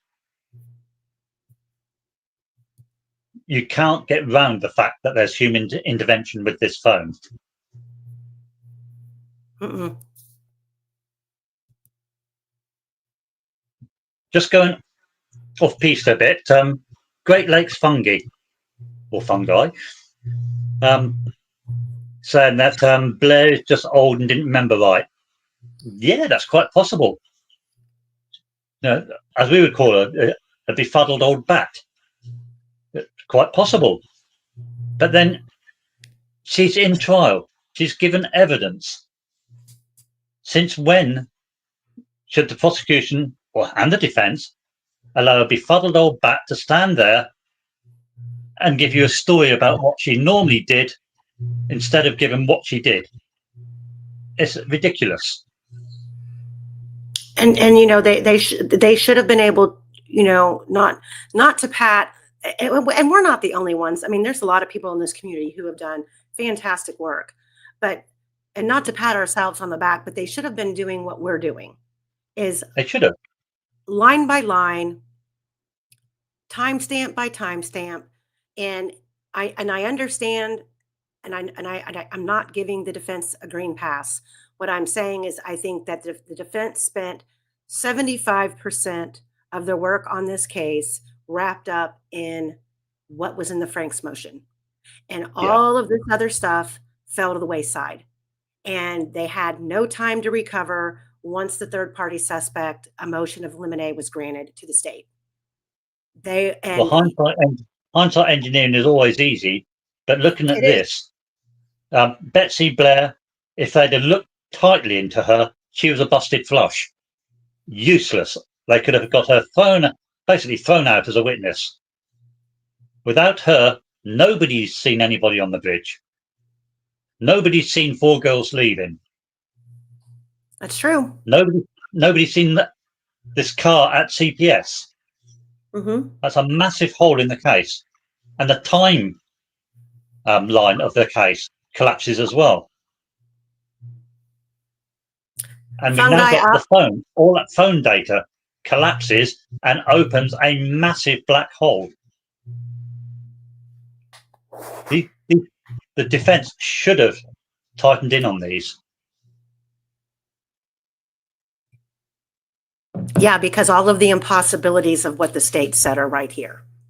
Yeah. Then I'm sure it's going to be in the appeal, but to allow a law enforcement officer to sit on the stand and tell the jury what he hears is factual in that BG video and what he hears is said is factual when they were not, they weren't given that video take back in chambers or in the jury room during deliberations and listen over and over and over again for themselves. And there's no racking of a gun. There's no that be a gun. And then now we have a magic bullet with wings that went from the south side of the bridge all the way across the creek to the crime scene after being racked and ejected on the south side of the bridge. It is totally wrongful to allow a person who is unqualified in the subject to give an opinion on the subject. It is even more wrongful to allow someone who holds a position of respect, power, whatever you want to call it, to do it. Because that position gives them gravitas. In front of a jury, with the judge sitting there on her realm or her throne, so to speak, condoning it as if it's being allowed to be said after time and time and time again. Anything and everything that the defense tried to do was shut down by an objection, that it was out of the witness's scope, or interruption after interruption. And then to hear Andy Baldwin say that she was sitting up there rolling her eyes at the defense in front of the jury. And then the jury walks away from this case, and the only juror that has spoke out was so excited to be in a room with Fran. Fran. Fran. The moment she said that, the judge should have been reclused. Fungi, I will send this to you, and if you want to do your thing, you can.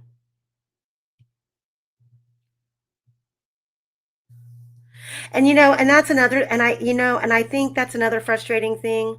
I'm not a lawyer, but you don't have to be one to have common sense to know. I understand, they felt like the clock was ticking. They were up against the wall. They were worried about Rick's health, his mental state. And so they had to force through this speedy trial. So therefore they had to cut corners on the defense, but did they never stop to think about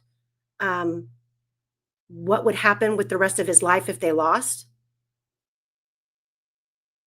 The speedy, at this point in time, the speedy trial has now turned into 130 years, which, I think, and I know that they have regrets and they wish they would have done things differently. But, in a case like this, and when someone is convicted, okay, everything is lost. Everything is lost. The system is not designed to let you come home. It is literally years of a battle. And even then, you have to have a mountain of new evidence, legal backing, precedent to even get back in front of a judge. And it takes forever.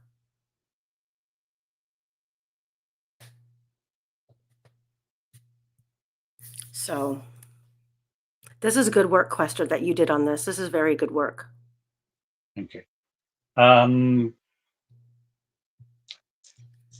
Fungi asked if I've got a sheet on it. If you want to contact me and tell me exactly what you want, I'll see if I can knock something up for you.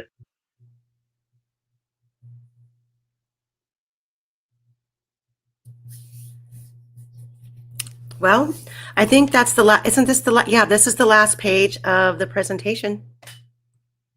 So do you guys have any questions?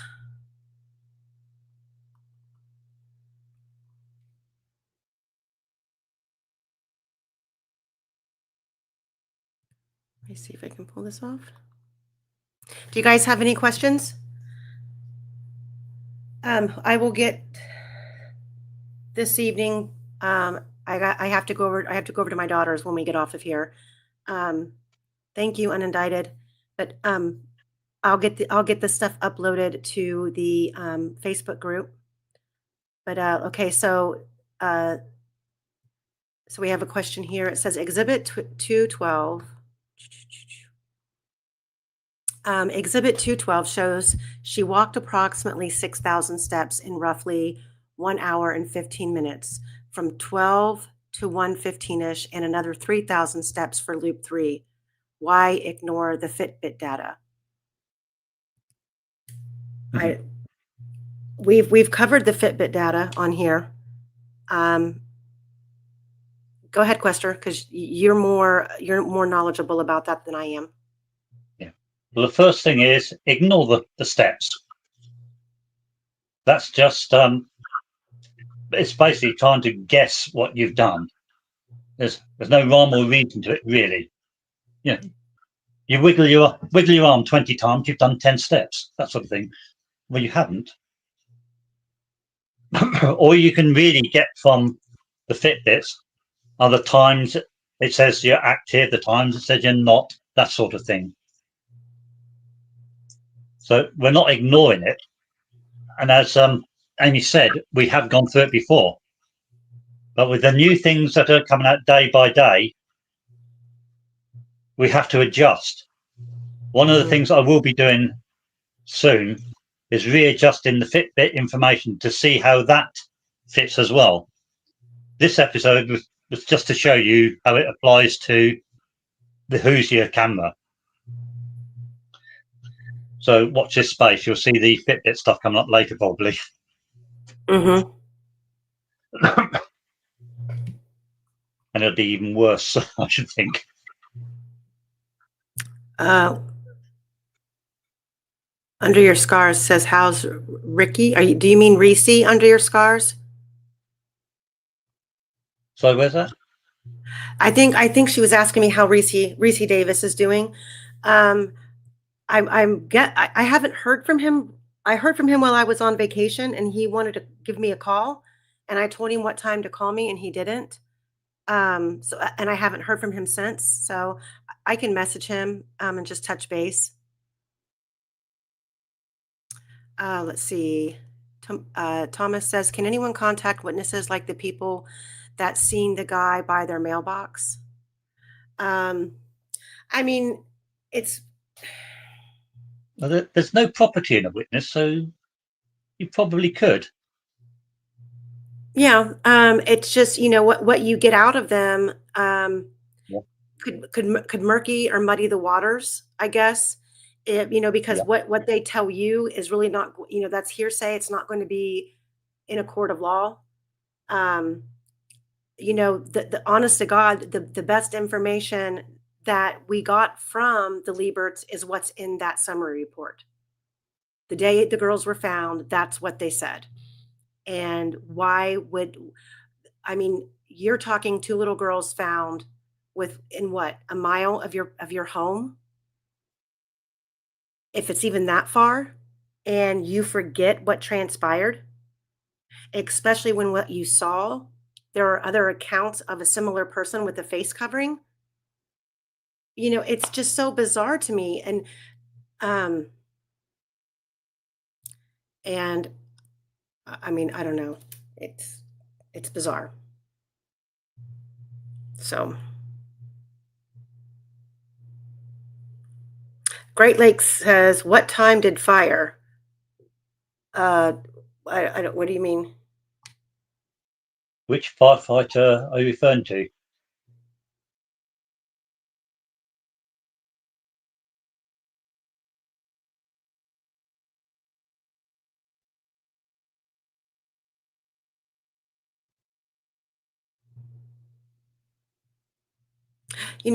Thomas, I wouldn't say that the jury failed. The jury was fed, they were force-fed untruths. They were force-fed a fairy tale of a story. And the defense did not do a proper job of destroying the evidence that was being put in front of them. I mean, every single one of these witnesses You know, every single defense witness that was called, from Cheyenne to Shelby Hicks to Daniel Pearson to David McCain, um, none, none of them, when they got off the stand, did you hear a definitive time? Did you hear a description of what kind of car they drove? Um, when and where they saw people. I mean, you've got Cheyenne and you've got Shelby Hicks saying that they saw people, and it was glossed over. Shelby Hicks said she saw teenagers. Well, where did you see them? When did you see them? And there's a reason we don't have certain exhibits.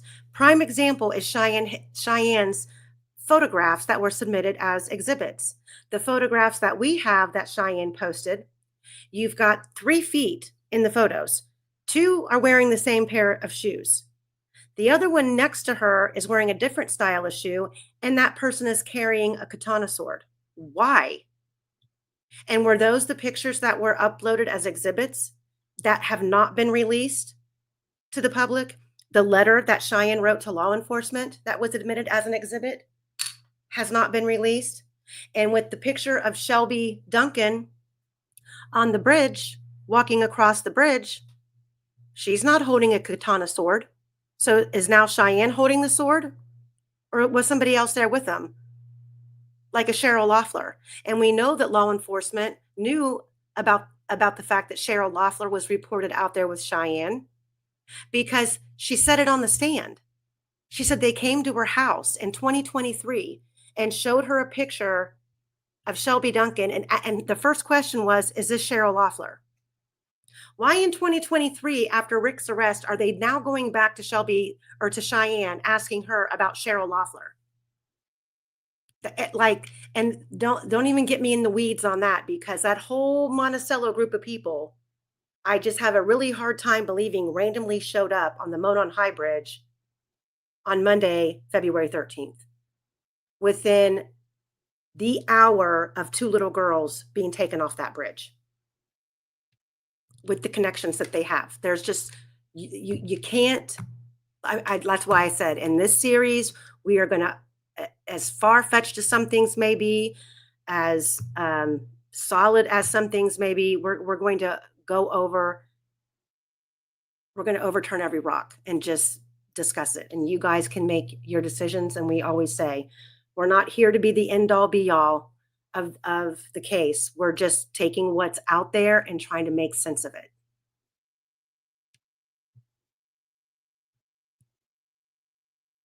Oh, Sherry Sykes, thank you so much.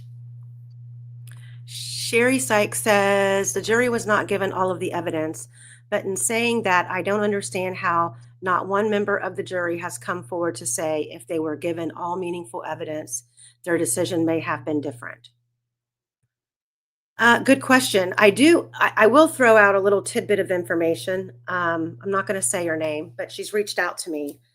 And this is a second party block of information. So this person is friends with a woman who was called for jury duty for the Jennifer Dean case.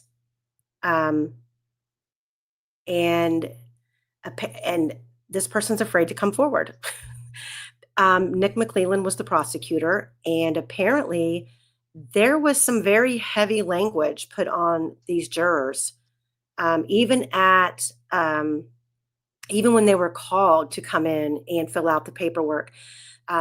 Once they were going through the process of being selected, this person claimed that they were made to feel very obligated to side with the state. So much so that she has yet, to come forward to speak out. But she had her friend tell me this information.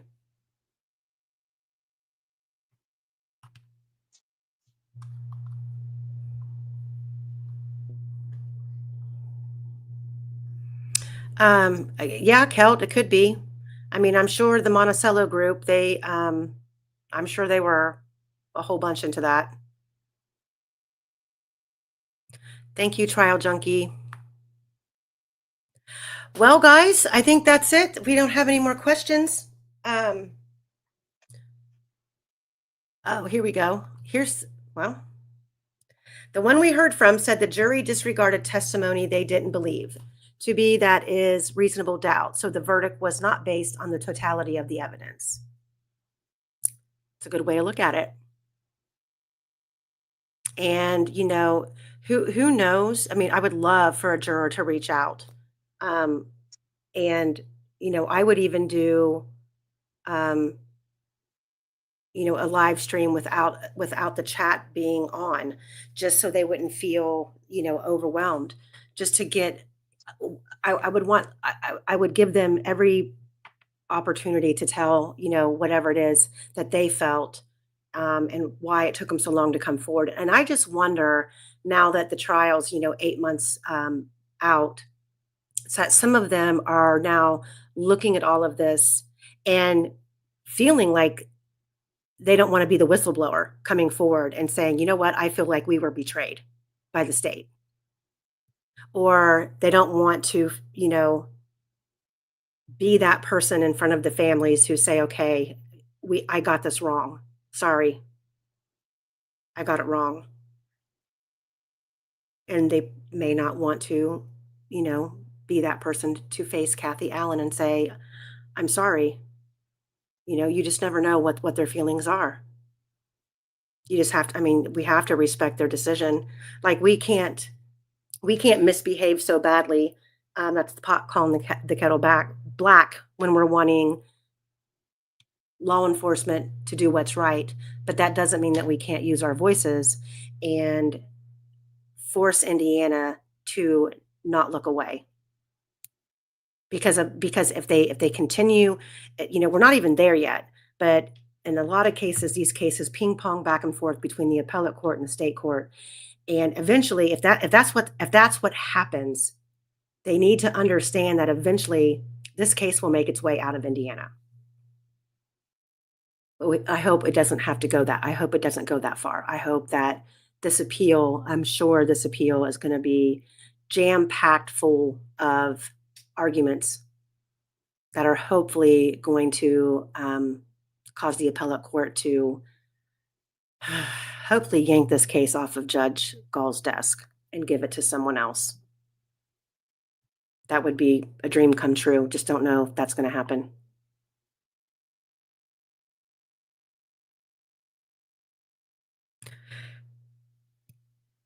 All right, guys. Well, we're going to let you go. You guys have a great Monday evening. And we will see you later. Look for me. I'll be rescheduling the live with Great Lakes Fungi and Miss Molly. Sorry, I have to reschedule it.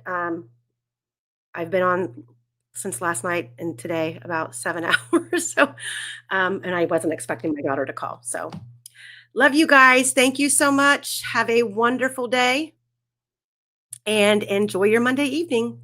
Good night.